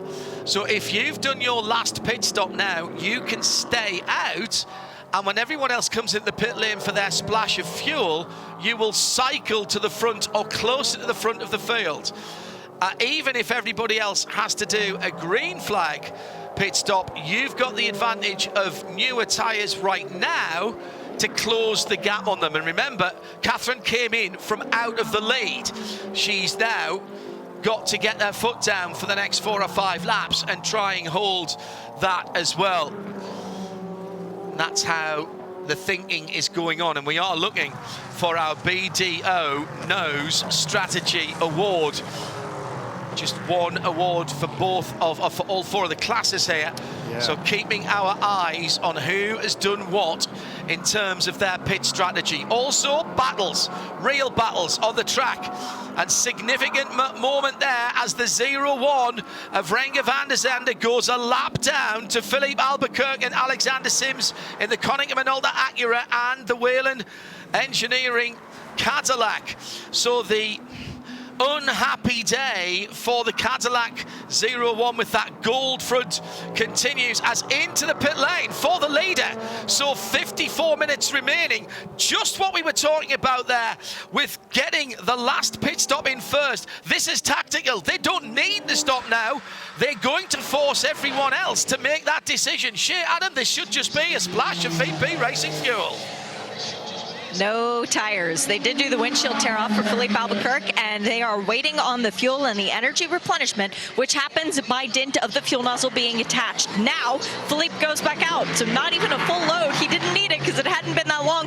Also into the pit lane on this same strategy, the number 5, JDC Miller Motorsports Porsche, as we have a yellow flag at the final turn. What was that for? Somebody has spun, and the somebody is 6th position in the, well, that's got to be one of the prototypes, hasn't it? Is that? Yes, it is. It's the number 4 car that's gone around George Stykos for RV Motorsports. I heard some Michelin tyre squeal. He's got it halfway across the track at the exit of turn number 10, White's corner. Full course yellow, he stalled the car. Oh my goodness. So just what we was, now who got in there? Who came into the pits right as that came out? It was the 31 Alexander Sims. Did it get in to the pit lane? Yes, it did. It was right on 23 seconds past the minute where the full course yellow came out at 23 seconds past the minute. So he has gone through Whelen Engineering Cadillac, not risking them being called for coming into a closed pit. But how important is that going to be for Tymon van der Helme, who came in the JDC Miller Motorsports Porsche 963 for the number 10 of Philippe Albuquerque, and also Jeremy Shaw, just what we were talking about the 66 JG Wentworth Acura from Gradient. That is a huge call as those cars had just come back out. They're stacking up behind the safety car now. The pits are not opening. It's a short yellow. Yeah. As you were. Explain short yellow. Yeah, 15 minutes after a green flag, after a restart, any other full course caution within 15 minutes of the restart it means a short yellow. The pits will not be opened during this sequence. We went green with 1 hour and 7 to go. This caution came out with how long to go? 52. 53. So yeah. It was jolly close to that 15 minutes. I tell you what, not quite. So that's bad news for that team, but brilliant news for the number 10 car and the number 5 that have now made their final pit stops. However, do you know what? I think that Whelen car would have been allowed that pit stop because it was committed. Literally, it was on the pit lane marker on the. Pit lane entry as the full course yellow was called. Literally, it came out 54 minutes and 23 seconds past the hour, and Alexander Sims came in at 54 minutes and 23 seconds past the hour. So, yeah, well, did he get to the commit line? That's the question there. Well, he had been past the commit line because he was actually at the pit lane sensor. Well, there you go. Okay. However, they didn't want to risk it. No, we need to try and have a chat with them about that one. That said, it's not the advantage that everybody hoped for who made their last pit stop, but what they've got back, Jeremy, is their pit lane stationary time, because now they're backed up behind the safety car. And so for, let's say, Catherine Legg, who came in from the lead and dropped the better part of 50 seconds to the leader in GTD, she's now going to be in the safety car train, albeit 11 cars behind the leader, but literally 11 cars behind the leader, and that'll be it. See above comment for Philippe Albuquerque in the Koenigsegg Minolta Acura, who dropped again 45-50 seconds behind the leading Acura. He's going to end up something like 5 or 6 seconds behind as they go back to green. He doesn't have to stop again.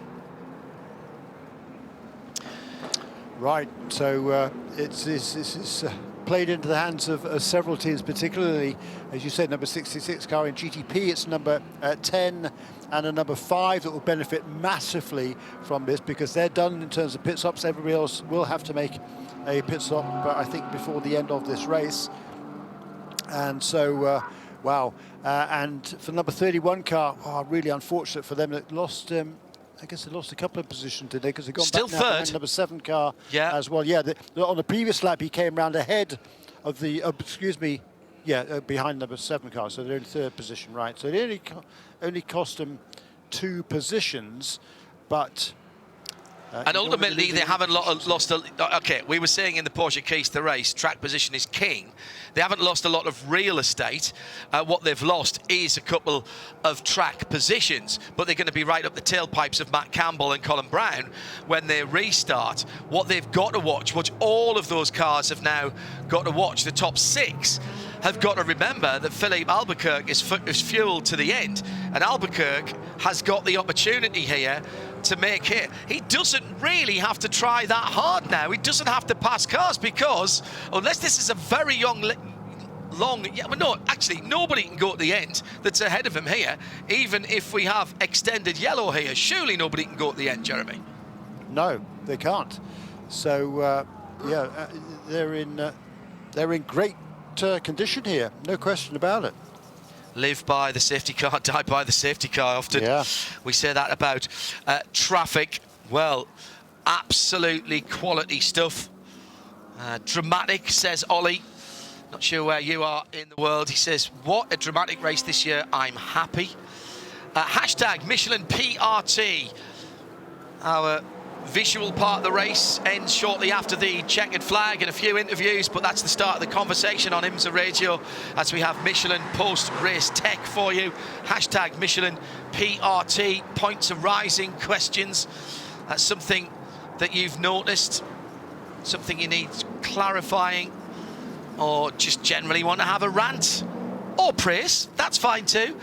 It is the show that is driven editorially by what you submit on IMSA Radio RS2 via imsaradio.com and the Listen Live feature after our World TV broadcast.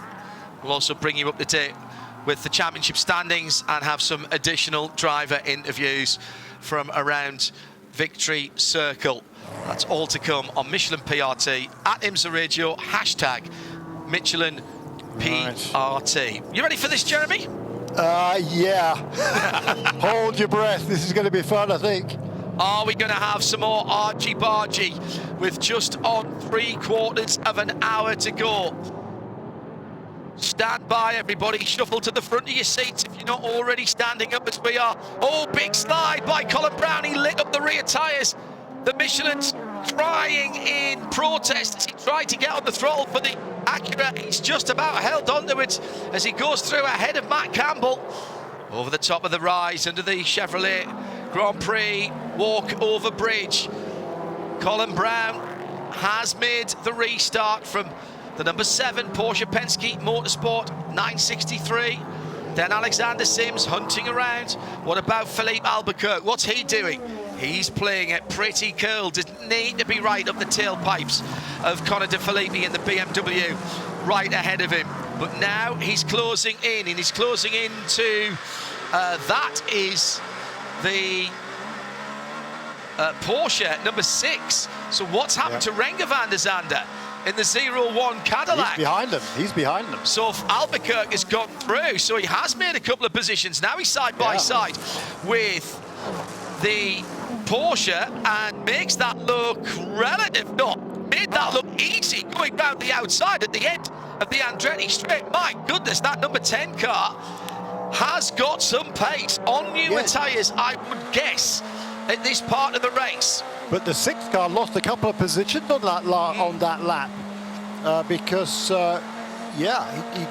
he's struggled. He's got passed by number 10 car and the 0-1 as well.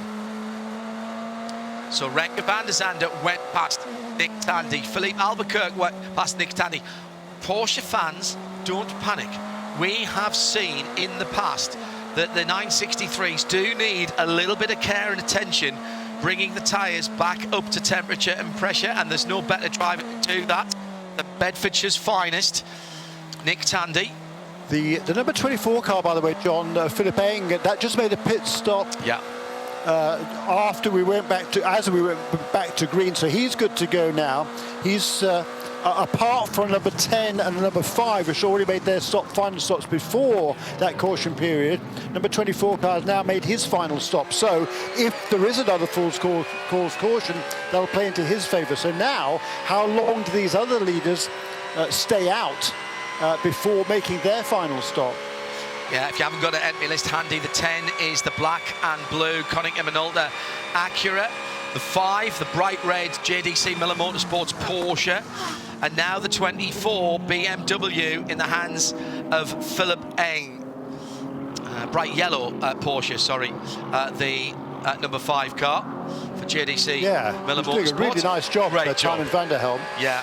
Hanging right there with Nick Tandy and Colin Di Filippi directly ahead of him in number 25 BMW. Nick Tandy directly ahead of both of those two. There's been a change in GTD Pro. No, there hasn't. Patrick Pilet is still sitting in behind. There wants to be. Corvette. There wants to be. Yeah, very good point. Patrick Pilet hunting down the Corvette that leads, and then Daniel Juncadella from WeatherTech Racing is only a couple of 3 cars behind. The problem is they are all GTD cars, and at this stage of the race, pretty much all of those GTDs have got a pro driver in. So in terms of performance potential, they're all exactly the same. Colin Brown's just gone through to clock up the fastest lap of the race at 1:07.562. Matt Campbell, not to be outdone, well, was slightly by about a tenth of a second, has just put the 963 number 7 car's fastest lap of the race in. But it's the GTD battle that is absolutely outstanding at the moment. Brian Sellers leads GTD, and the number 97 car at the moment needs to be dealt with. That's the blue and black Turner BMW by the pro leader. It has been, and following through Patrick Pilet in very much the local team, Pfaff Motorsport. They normally run with a little more plaid on the car than they've got this weekend. Juncadella's not that far back in the mainly white with the blue and red swooshes of WeatherTech on it as he tries to get through that slew of cars. And Brian Sellers still leading in the GTD category from Winward Racing in second, the 57 car, that's the blue and black car, the AMG behind him, and then Frederick Scharndorf. Good run for the McLaren here, and Inception Racing, the black and red number 70 in third in GTD, Jeremy. Yeah, very much so. We saw Scharndorf charging in between those 2 caution periods, and he's now right up behind the Winward Racing car, and that is a battle for 2nd and 3rd position, as you say. So he's Mike Skeen ahead of Mike Soros. So it's Brian Sellers, Philip Ellis, Frederick Scharndorf, pretty much nose to tail.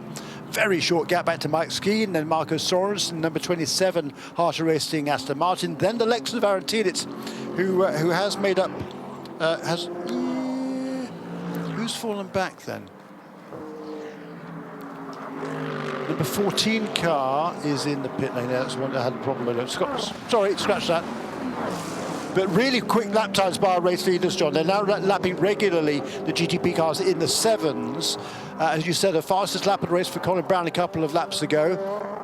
But now also into the 7s on this last lap, Matty Campbell and Alexander Sims. So the top 3 cars, Acura, Porsche, Cadillac, running pretty much nose to tail and running very similar lap times and pulling away from Renger van der Zande, who's just set his fastest lap of the race, a 1:07.895 this time around. Philippe Albuquerque is the first car in the blue and back Acura ARX06, the number 10 car, that has made what we believe is its last pit stop.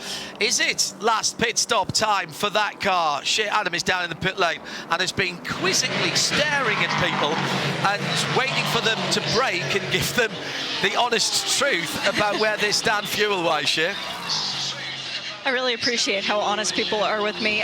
Several of the teams in GTD feeling like they are good on fuel. A couple of the cars with higher burn rates not, though, and those would be the Mercedes. I just got the update from Baz Leiders with Inception. He says the McLaren should be okay. So Frederick Schandorf has it turned up to Rich right now to try and get track position. That doesn't necessarily mean that he can keep running like that to the end of this one. And here are the pit stops at the front of the field. Did not expect to see Catherine Legg coming in either. I thought that was her last pit stop just before the yellow flag. I think that's a problem. Meantime, at the front of the field, Matt Campbell is in. The 31 Wheeler Engineering Cadillac is in. Renger van der Zande is in. So Philippe Albuquerque, of course, vaults past them, having made his last pit stop just before the last yellow, and is now fewer than 8 seconds behind Colin Brown. Shea Adam watching the stops. Fuel only for all of the prototypes you just mentioned, John. No tire changes for any of them. And windshield tear-off was all they gave Renger van der Zande. But other than that, fuel for those cars. The Acura of Catherine Legg into the pit lane. It looks like it's going to be a lengthy stop. They are now pulling off the left rear tires, so it could be something suspension related to that Acura. That is very unlucky. They nailed the tactics. All right, they got a little bit of luck given that the yellow flag came out, but that's why you make the last stop first. And they came out of first position in GTD, let's not forget. So you can't say they were lucky at that point. They'd gone long, they'd played the cards that they'd been dealt, and that looks like an unfortunate mechanical for the JG Wentworth green and white gradient racing machine. Now into the pit lane, Nick Tandy for his last pit stop with the purple pit lane running lights, comes down for what will be a splash of fuel, and still the Acura of JG Wentworth, the 66 gradient car, sitting in the pit lane. Little bit of struggle getting the fuel hose into the left-hand side. The hand from a member. Wow, that was about 4 or 5 seconds. That's all. They were close to the end of the race. And Nick Tandy now with a spin at Moss Corner. And it's an accident between the Lexus and one of the BMWs. It's one of the Turner cars.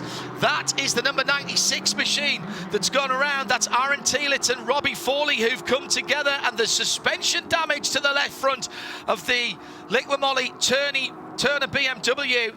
And that, now, can that car struggle about 20 metres forward and to the left? Otherwise, we're going to have another yellow flag.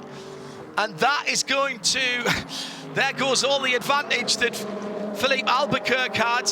Colin Brown, I reckon, needs to be in the pits right now. Yeah, Brown needs to be in the pits right now, that number 60 car. If they don't, he's gone through. Right. He's gone through, Jeremy. This might be the race right here. Yep. He had an opportunity to come in, certainly, but he didn't. The Lexus has got going again after that contact, but number 96 car doesn't seem to be going anywhere. Lexus is not up to speed. Time for that Turner Motorsport team. It's looking so good this weekend. Number 30. So the 12 Lexus was the car that was involved, and it's moving slowly. The number 14 Lexus is in the pit lane, and the 96 BMW from Turner is not moving. Race control will be talking to the team to find out what's going on, and we've gone full course yellow again. This is disaster for Colin Brown. They are going to lose that track position that we talked about being so important in Porsche keys to the race. And Philippe Albuquerque will end up leading this race, having made his last pit stop. They are looking really smart now. Now, how did this all come about? It was the leader going through that slightly unsettled Ben Barnicoat, and he had to get offline. The door was left open down the inside, but the Turner BMW may be coming a little bit quickly. Robbie Foley, perhaps a little bit of a low percentage lunge there. We'll let race control sort that one out. Certainly no intent there, right in front of the Corvette that's leading GTD Pro. And again, a class leader seeing a bit of contact right in front, and he's just out of the way of being able to get that car behind the wall. What a shame. Question is, John, can the number 60 car get to the end here with this extra caution pit? The pits will be opened now, so we'll go through the whole pit stop sequence. It'll be open first of all for the prototype cars, because it hasn't been 15 minutes before we went back to green, but the previous caution was a short yellow, so the pits were not open during the last sequence. They will be this time, so that's going to take up at least 15 minutes worth. And can the number 60 car now potentially get to the end? We'll find out whether they bring that car onto pit lane once the pits are opened. Shea Adam has news from Gradient Racing, and the JG went with blue and grey number 66 Acura. That car came in from the lead, made its last pit stops first, and was looking in pretty good shape, Shea, and then that's an unexpected stop. What's going on? Cat lost brakes. That was the problem for the 66 Acura. It's still in the pit lane. The work continues. That's a shame, and nothing you can do with that. This is not a circuit that you can drive without brakes. Few racetracks are, to be honest. Right, very quickly, let's have, with 33, call it 34 minutes to go, VP Racing in-race update. At the front of the field, Colin Brown, yet to make his third stop in the number 60 Acura ARX 06, has behind him Philippe Albuquerque, who is fueled to the end for sure in the Konica Minolta Acura from Wayne Taylor Racing, with Andretti Autosport, the Konica Minolta car, the blue and black machine. BMW M Team RLL have worked their way through to third position in the number 25 car. JDC Miller Motorsports, the bright yellow Porsche 963, Tymon van der Helm, Mike Rockefeller started that car. The number 5, bright yellow, the banana boat, the yellow submarine, call it what you will. In only its, third outing with the team, that car now in fourth position, ahead of Porsche Penske Motorsports 963 in the hands of Matt Campbell. And we know that those two Porsches have made their final pit stop, as has the number 31 Cadillac Whelen Engineering, the black rear end, or dark grey rear end, and the red front end of the 31. Alexander Sims behind the wheel. Nick Tandy's made his last pit stop. He can go full rich to the end as well, in 7th place in the number 6 Porsche Penske Motorsport 963.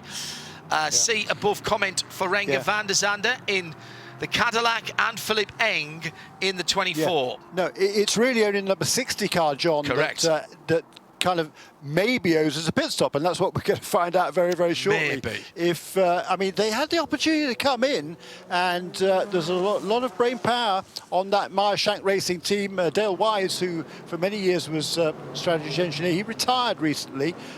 Dale's been in this sport a long, long time, back in the old True Sports days, actually. And we've been with Mike there pretty much since they set up together, because Mike initially ran a Formula Ford car out of the True Sports shop way back in the 90s. And pits are open for the prototypes, Jeremy. So we've done the GT.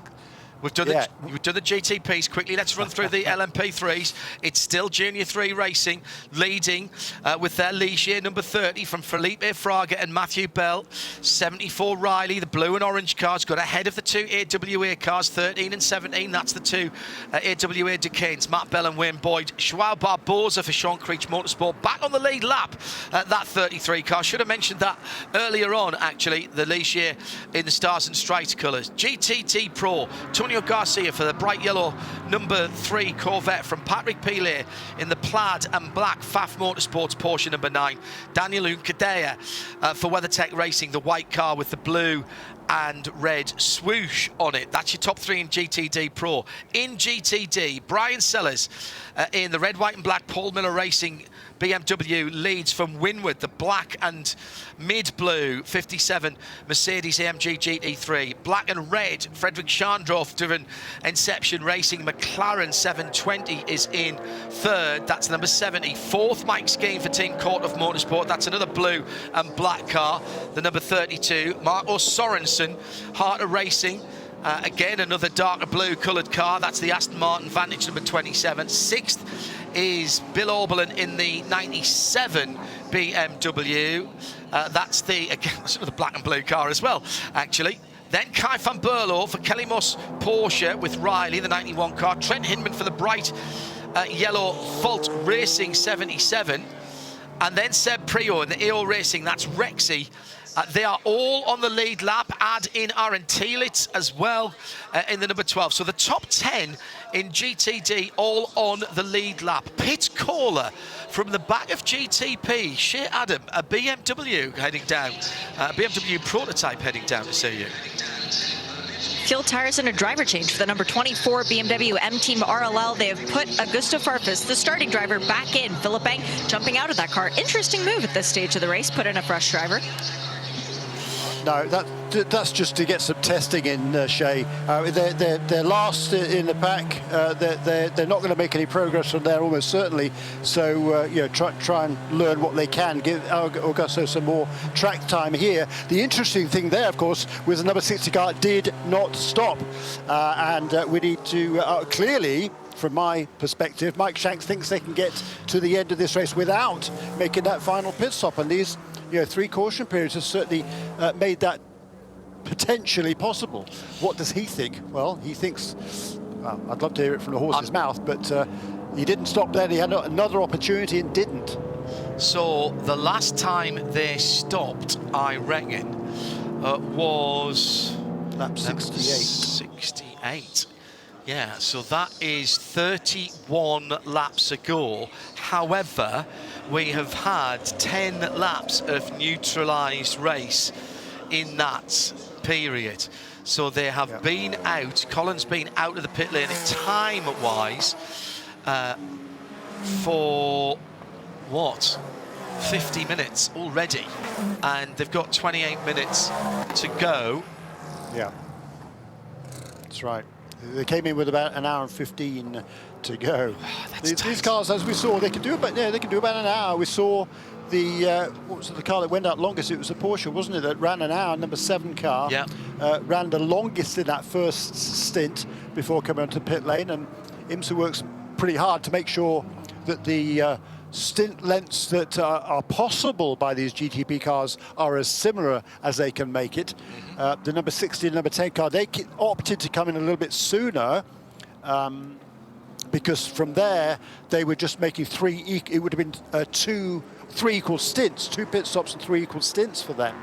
But this is just a fascinating motor race, and can this play out now with this extra caution? Without this caution, they would have been really struggling. Absolutely. But with it, possibly it's made the difference. What we won't know, John, I mean, for the BDO strategy call, we're not going to be making that, I can tell you now, at least from my perspective, until 2 hours and 40 minutes and whatever to finish to take the checkered flag. Hero or zero? That's the question at the number 60 pit.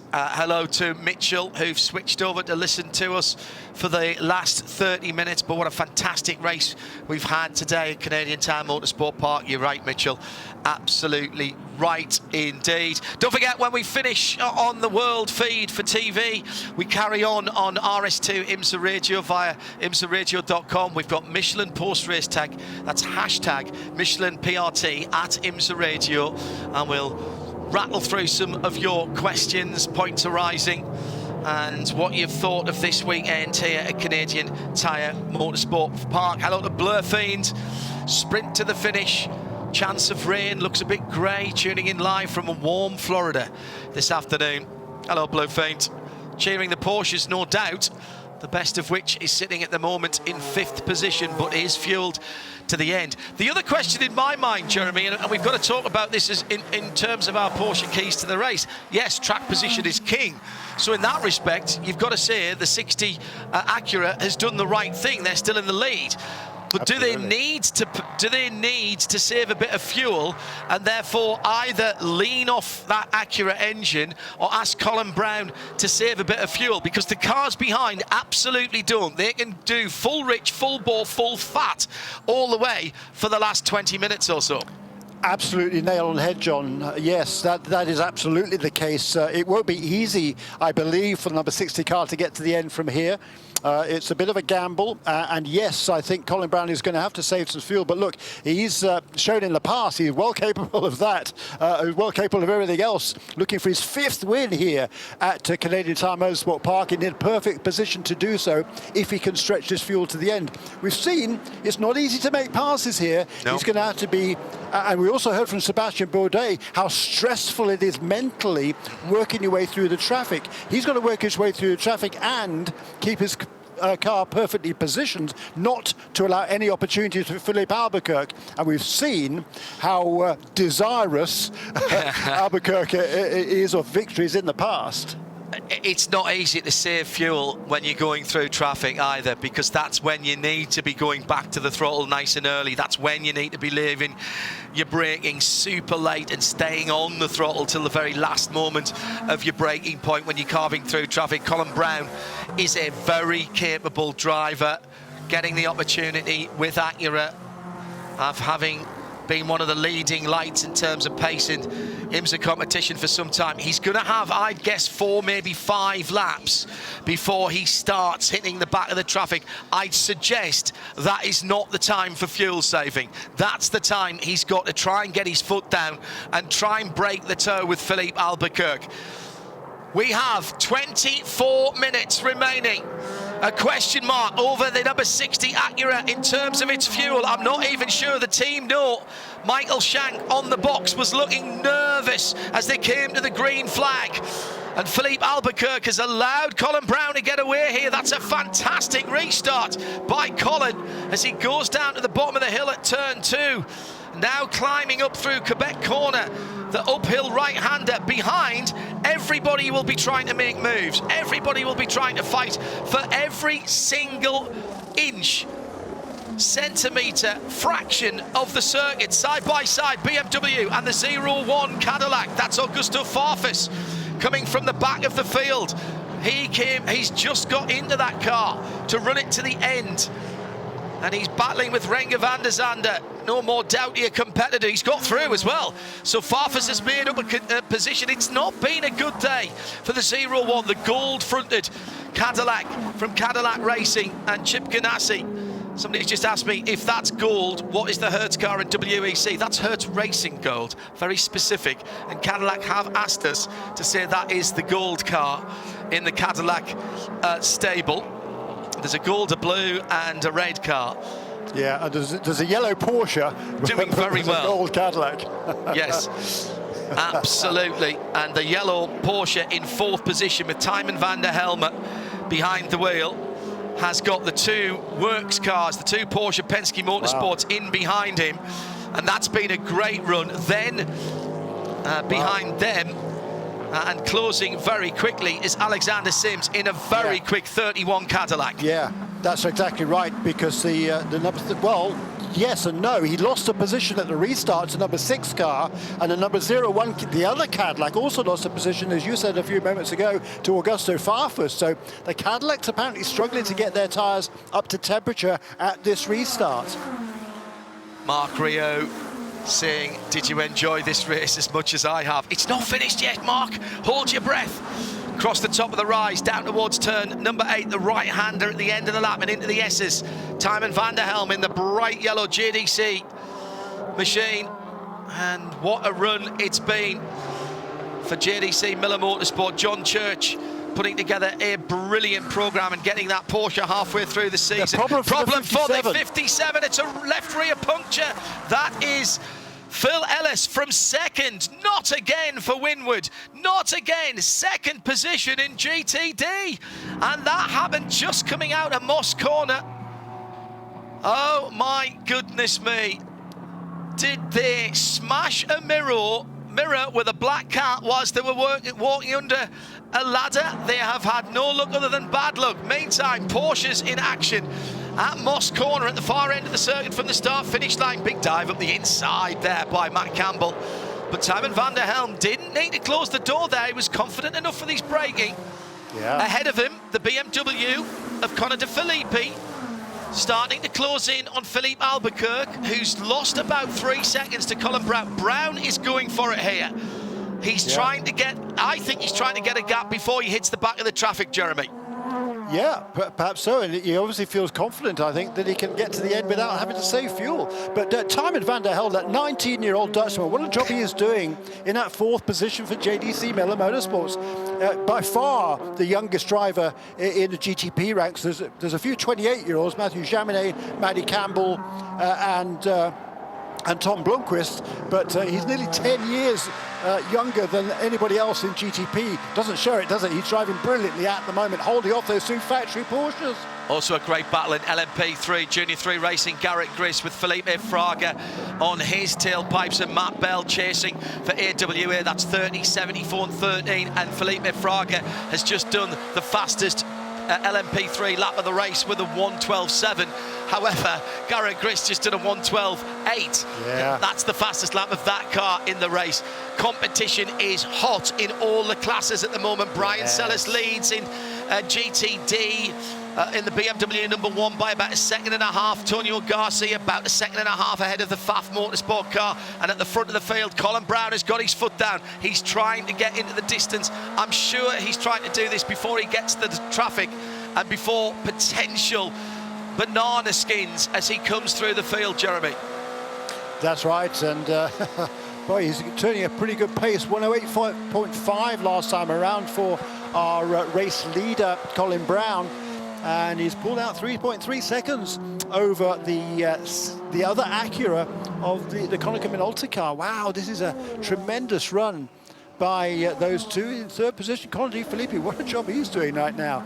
He's turning his laps only a couple of tenths away from his fastest of the race. 108.6 last time around for Colin Di Filippi in at number 25 BMW in 3rd place. We are into the last moments of this race. 18 minutes to go. That's going to be about 15 laps, maybe a little fewer at the end of the race. And where you're going to put your money, I'm not sure at the moment. It's certainly not over. The number 5, Tymon van der Helm, still holding on to 4th position with 4 hugely experienced drivers sitting behind him. Matt Campbell, Works Porsche driver. Nick Tandy, Works Porsche driver. Alexander Sims, Works Cadillac and former Works BMW driver. And let's not forget our Gusto Farfus is only another 1.1 seconds further back. He's just put the number 24 BMW's fastest lap of the race in a 108.7. And he's just coming back into the picture as well. Then John, behind Farfus is the guy who won this race last year. That's Rekker van der Sande in 9th position for Cadillac Racing. That's astonishing. Certainly wouldn't have expected that at the beginning of the day. You talked about fastest laps in LMP3. Well, Garrett Griss has just responded with a 1:12.4. That is a new benchmark fastest lap by the leader in LMP3. What a battle that has been now. We've got pretty much 5 cars separated by by about 3 seconds, 4 or 5 seconds at the moment in LMP3. And GTD, well, yeah, usual stuff. At IMSA Radio, hashtag Michelin PRT for post-race tech. We're going to have a lot to talk about here, and we've still got to work out who we give the strategy award to. Our BDO knows strategy for accounting, tax and advisory services. And we're looking for the best strategy in the race. Some beautiful trophies that have been given out this year. Who gets the one for CTMP? At the moment, we don't know, because it could be Meyershank Racing. They might have played an absolute blinder and had the slide rule out and got the logarithmic table sorted and made sure that it's all fine. Very interesting. Very interesting indeed. How about the other classes as well? Junior 3 Racing have played a blinder in LMP2 to get themselves ahead of Riley in the 2 AWAs. Paul Miller Racing, has that been strategy? Has it been speed? Has it been a little bit of both? Say that of Corvette Racing as well. I do feel a little bit for Gradient Racing. I thought they'd nailed it, but brake problems have dropped Catherine Legg back down to 12th position and off the lead lap. She has rejoined in the green and white Acura number 66, but having pitted from the lead at a perfect time, it wasn't to be for them with that brake issue. Here's the critical time now, I think, in this race. with 15 minutes remaining. The leaders working their way through the GTD traffic. Down through turn 2. And there's a lot of GTD traffic after the restart. Everybody battling themselves. 4th, 5th and 6th are all Porsches. And where is the BMW answer? Just going out of turn 3, halfway down the straight to turn 4. Colin Brown was 3 and a bit seconds ahead, but there was half a second taken out of the lead by Philippe Albuquerque last time, and the leader has now cleared this little battle himself. But now he's on to another bunch of GTD cars, including some quick drivers there. Yeah, right. Some of the GTD pros now, Jeremy, actually. That's right, that's exactly right. And this is just a fascinating contest. You say that Albuquerque made up a bit of ground on Colin Brown. Yes, he did. But the race leader, it was a 1 minute 11.4 last time around. The previous lap was an 8.3, so it cost him more than 3 seconds on that last lap. This traffic is absolutely critical. This is why we love multi-class racing. This is the spirit of endurance. This is proper racing. It's not just about racing the car in front, it's about racing the cars around you who are racing the cars around them. And you've got to be able to read what's going on. And these are the final stage of the race with just under 15 minutes to go, and everybody is battling. There's no easy passes here. Even if you were a GTP on a GT3 car, there's no easy passes right now. And now we're going to find out whether Alexander Sims has got some kind of advantage over Nick Tandy coming out of Moss Corner. He's right with him, and the two of the Porsches have pulled away a little bit. The BMW in the hands of Conor De Filippi, once again in traffic. First place car through the S's at the moment, and has got a huge gap in front of him. Huge gap in front now. He's cleared the traffic. Antoine Cormier in the number 4 RV Motorsports Ligier will be the next car. He's going through turn 3 at the moment as the leader goes through turn 1. So that's the first part of danger that has been completed from Colin Brown in the number 60 car. And not only has he held on to that lead, Jeremy, he's extended it. It's now 4.7 seconds. So right now he can breathe, he can save a bit of fuel and keep his pace up before he hits the traffic again in what I would guess would be another 2 or 3 laps. That's exactly right. And the guy who got through the traffic best really was probably Conor De Filippi, because he's only he's halved the gap from 3.4 seconds to 1.7 to Albuquerque ahead of him. So that BMW is very much in the picture here. We talked about it, what, 20 minutes or so ago. We said the BMWs are out of it. Scratch that, they are not. No, not at all. It's all going very nicely indeed. At IMSA Radio, hashtag Michelin PRT. Once we have done with our World Feed TV duties, we'll have additional interviews from down at Victory Circle. We'll analyse what we've seen. We'll give you the point standings before we move on to the next round. What a weekend of motorsport we've had across the Radio Show Limited network of audio and visual channels, with 18 hours of racing from Estoril for the 24-hour series. We've had 6 hours of racing from Monza, another 4 hours of racing from the Nürburgring, and over 4 hours of racing here between the two big IMSA series. It's been busy, but my goodness, it's been worth watching. And if you've stayed with us all the way through and swapped and changed and had multi-screens going on, thank you very much indeed, because it's been an absolute cracker. Colin Brown now 6 seconds to the good at the front of the field.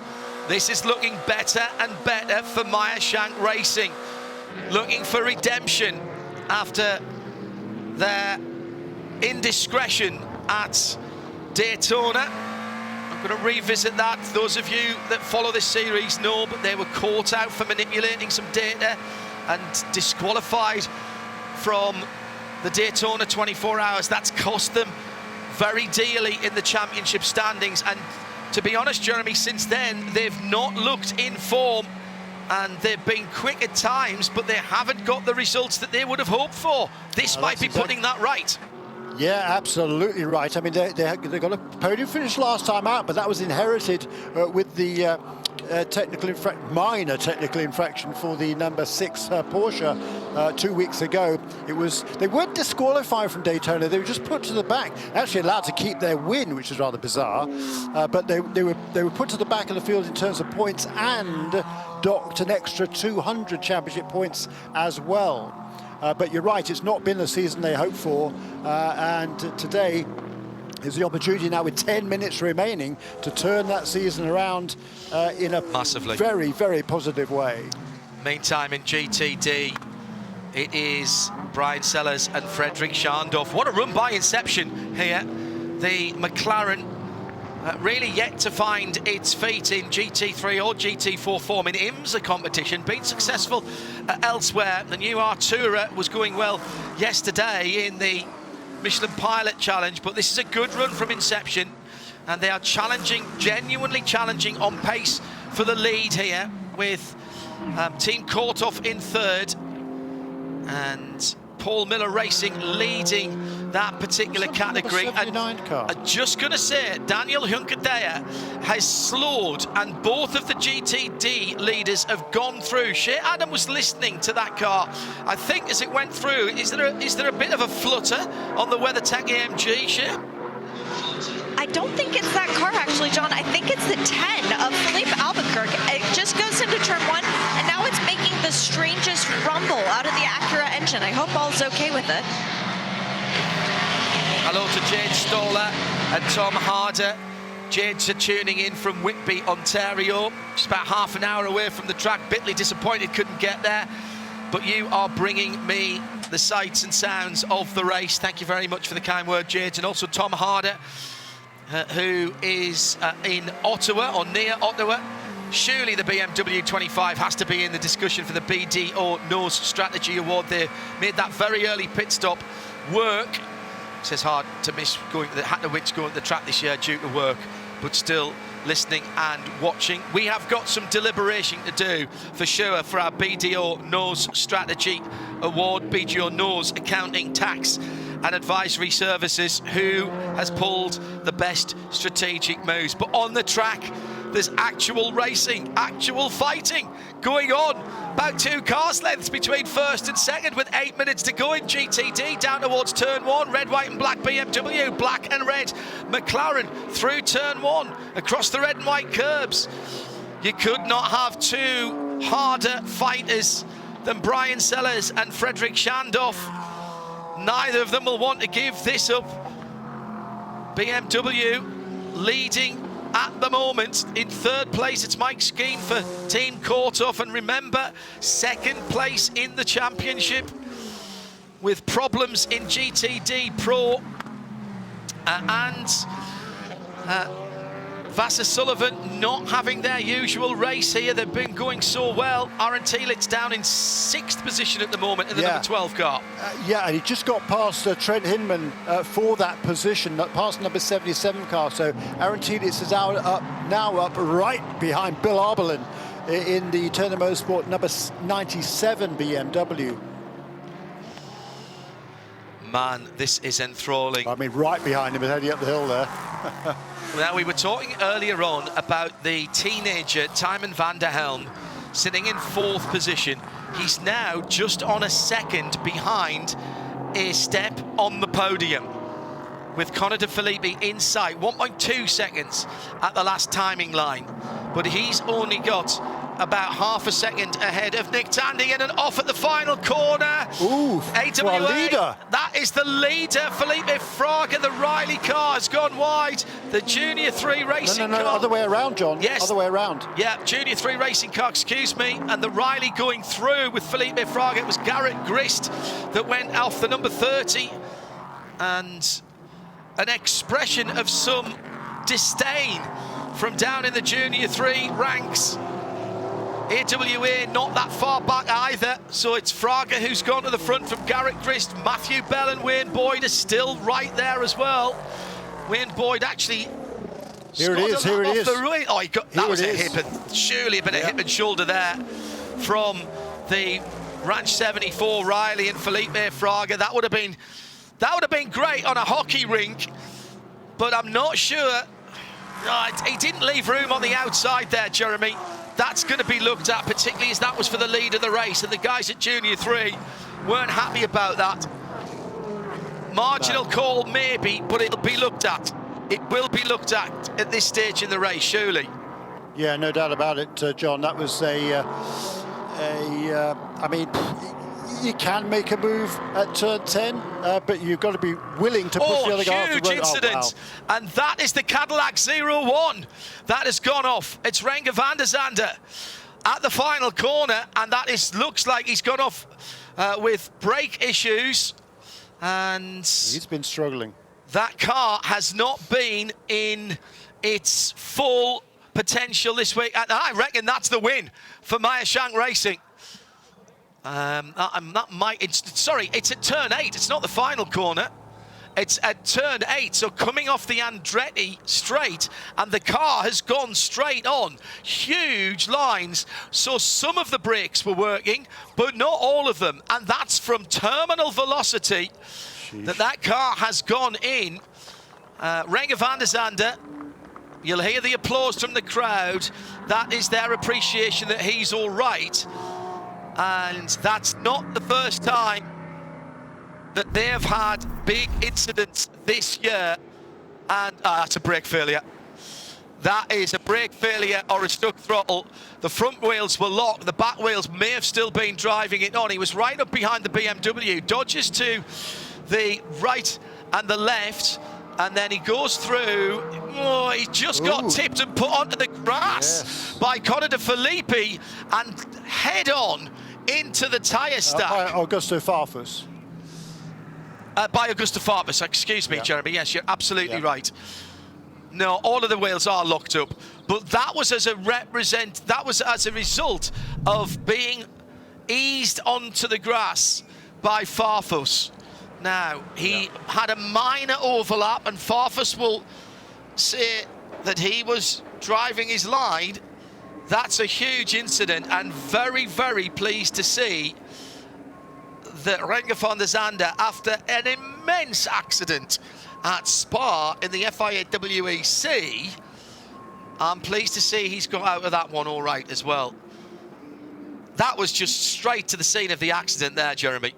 Yeah, that was a scary incident there. I mean, as you say, top speed there, probably in excess of 180 miles an hour at the top of the hill there before the braking area for turn 8. And yeah, he was left no room at all on the outside of that corner by Augusto Farfus, who, I'd like to have another look at that one and see where, at what point there's a contact made between those two cars. There's a lot of runoff into turn 8. I think the problem was that Renger was on the grass first and just couldn't get the car anywhere near slowed down before he was back on to the hard standing of the runoff. At that point, he had his 2 left-hand side Michelins on the grass for quite some time. Took out a couple of the Corex advertising boards. That wasn't an issue. The white flag's out, by the way. Rather unfortunate that we end the race like this. The good news is that Renger van der Zande looks to be fine. He will be checked out after that kind of incident at the infield care centre. So, our BDO No Strategy Awards. Michael Shank Racing for me. Meyer-Shank Racing. Meyer-Shank Racing, says Jeremy. Shea Adam, from your point of view? Meyer-Shank Racing, hands down. I'll give an honourable mention to the number 25, making that early stop work for BMW team RLL. Yeah, and the number 5 team too. I mean, that was a great call by JDC Miller Motorsports to come in right before that caution. Correct. About an hour ago, and that vaulted them from 8th place to just outside the podium. Yeah. So a great effort by that team. Really good effort. I mean, finishing ahead of the 2 factory Porsche cars, and Tijmen van der Helm, the youngster from the Netherlands, doing just an excellent job in the closing stages there. 19 years of age in one of these cars. Wow. Yeah, I say the same as well for the Konica Minolta Acura. The second, third, fourth cars all made very clever pit stops just before the anti-penultimate yellow. However, I think for rolling the dice so far out, we will give our BDO Nose Strategy Trophy to the number 60 Meyershank Racing with Curb Agajanian. Back to winning ways, and in some ways some redemption after a quiet opening to the season, after their issues with authority and regulation at the Rolex 24 Daytona. I'm being diplomatic when I say that. People will want to use more strong language than that, but whatever we think about it and the other drivers and the other teams think about it, they have served their penalty as given by IMSA, and they're out there under huge scrutiny. Let's not forget all of the extra regulation that has come in, and the black and yellow flags that we saw at the last race for under-inflated tyres at Selling 6 Hours of the Glen. So it will be a win as well for the Meyershank Racing Acura, with the Konica Minolta number 10 car in second. Conor De Filippi has BMW on the podium again in third position for the number 25, just off the podium. What a result for JDC. John Church and the rest of JDC take a bow, particularly your drivers Mike Rockenfeller and Tymon van der Helm, who was mega in his last stint. Then in fifth position, fifth and sixth, the two Porsche Penske's. Across the line then, behind the Chevrolet Corvette safety car. And it is a win for Acura and the number 60 crew. Shea Adam is with the winning team. Lots of celebration going on, but it is very muted down here for Meyershank Racing, as no one has even dared to come off the pit box. The car has crossed the line, the crew is celebrating, but Mike and Tom are still up high. I'm not sure if I should climb up there or wait until they come down. We've had the Felipe Fraga-driven Riley technology car come across the line, so that means that Gar Robinson has now won here, and Corvette Racing victorious at CTMP once again, as Brian Sellers gets the third win of the season for Paul Miller Racing and their BMW. All right, you said climb up. I'll climb up. Let's see if Mike's going to beat me down first, though, because it is a very steep ladder, and it's kind of one person at a time. So there's going to be there's also a penalty at the end there. Augusto Farfus has been given a drive-through for that incident with the 0-1, so he will take a penalty. Not sure that's going to change any of the positions, and of course can't give anything back to the car that didn't finish it. Yep, let's jump in with Mike first, because he's come down. Mike, congratulations. Win in the shorter race. It was so close last year, but you guys got it done this year. Good on fuel, eh? We were, but, you know, we just had a little problem in that one stop, and then we needed to make an adjustment. Either try to race these guys straight up, which is impossible, or just go for it. And we said, hell with it, we're going for it. It's a little redemption. A lot of nasty things were said about my team, my partner, my family. It's not warranted after January. This is all for them, the doubters. Congratulations, Mike. And let's step in here really quick with Tom Blomqvist, because we were talking with him earlier on, and you were saying you had a little unfinished business. Business finished now. Congrats, you're a race winner at CTMP. Yeah, I mean, that's fantastic. We had a bit of, you know, the racing gods were looking down on us a little bit today. We rolled the dice there, you know, to try and go long, and the only way we were going to win that race really is if the yellows kind of played into our corner, and yeah, thankfully they did. So yeah, just so happy for the guys. They worked their backsides off all year long, really. You know, this car's been a lot of work. We haven't had the greatest run of recent races, so to get the pole yesterday and finish the job off today is just amazing. So yeah, really super proud of everyone here at MSR, and obviously, you know, great to get the job done for Acura and HPD as well. Congrats to the whole team. You guys earned it this weekend. Yeah, we did. So yeah, thank you.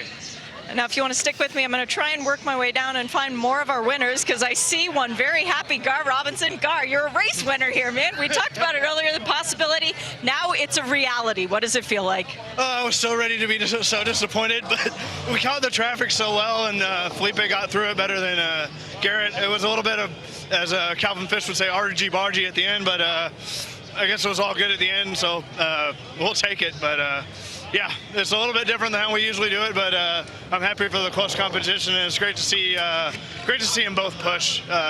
Garrett and them did a great job. They were a great competition today, and we'll talk about it later. So, Congratulations, third one of the year. Thanks, Jay. And if you'll stick with me yet again, I will move back because I see Madison Snow, and for him too, third race one of the year. Madison, we've talked about this before. You and Brian as a duo have never won 3 races in a year. Now you still have more races to go, but what's it like to win in Canada? I mean, it's awesome. I think Brian and I have finished third here once before, but the podium's been a little bit elusive for us, and so being able to finish here on the top step is awesome.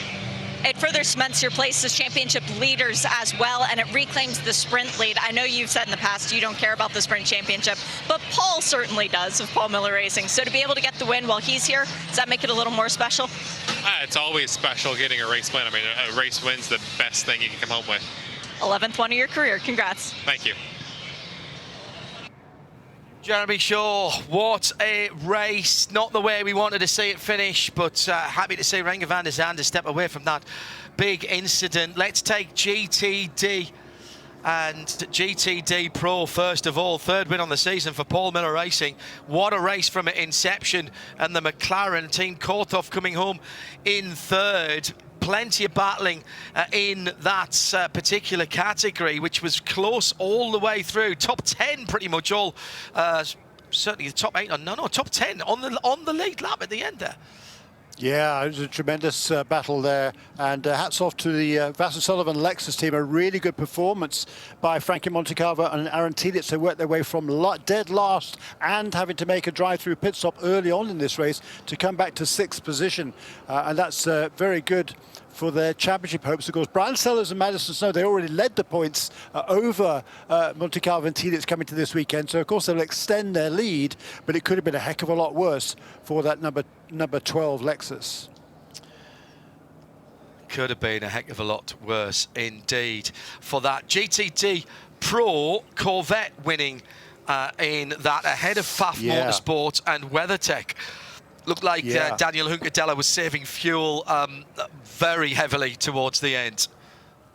Okay, but certainly, it's the first win for since was it Sebring last year for Corvette Racing. So that's exactly what they needed. The problem for Jack Hawksworth and Ben Barnick they finished. They did finish actually, didn't they? A long way down. Yes.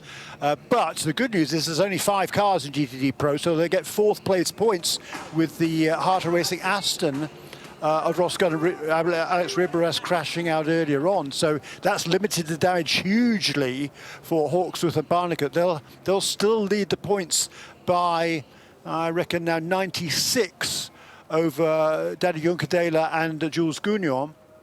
And Antonio Garcia and Jordan Taylor in the Corvette, with just 13 points behind them, heading on to the next race at wherever it is. Let's go down to Shea Adam, who's with Corvette.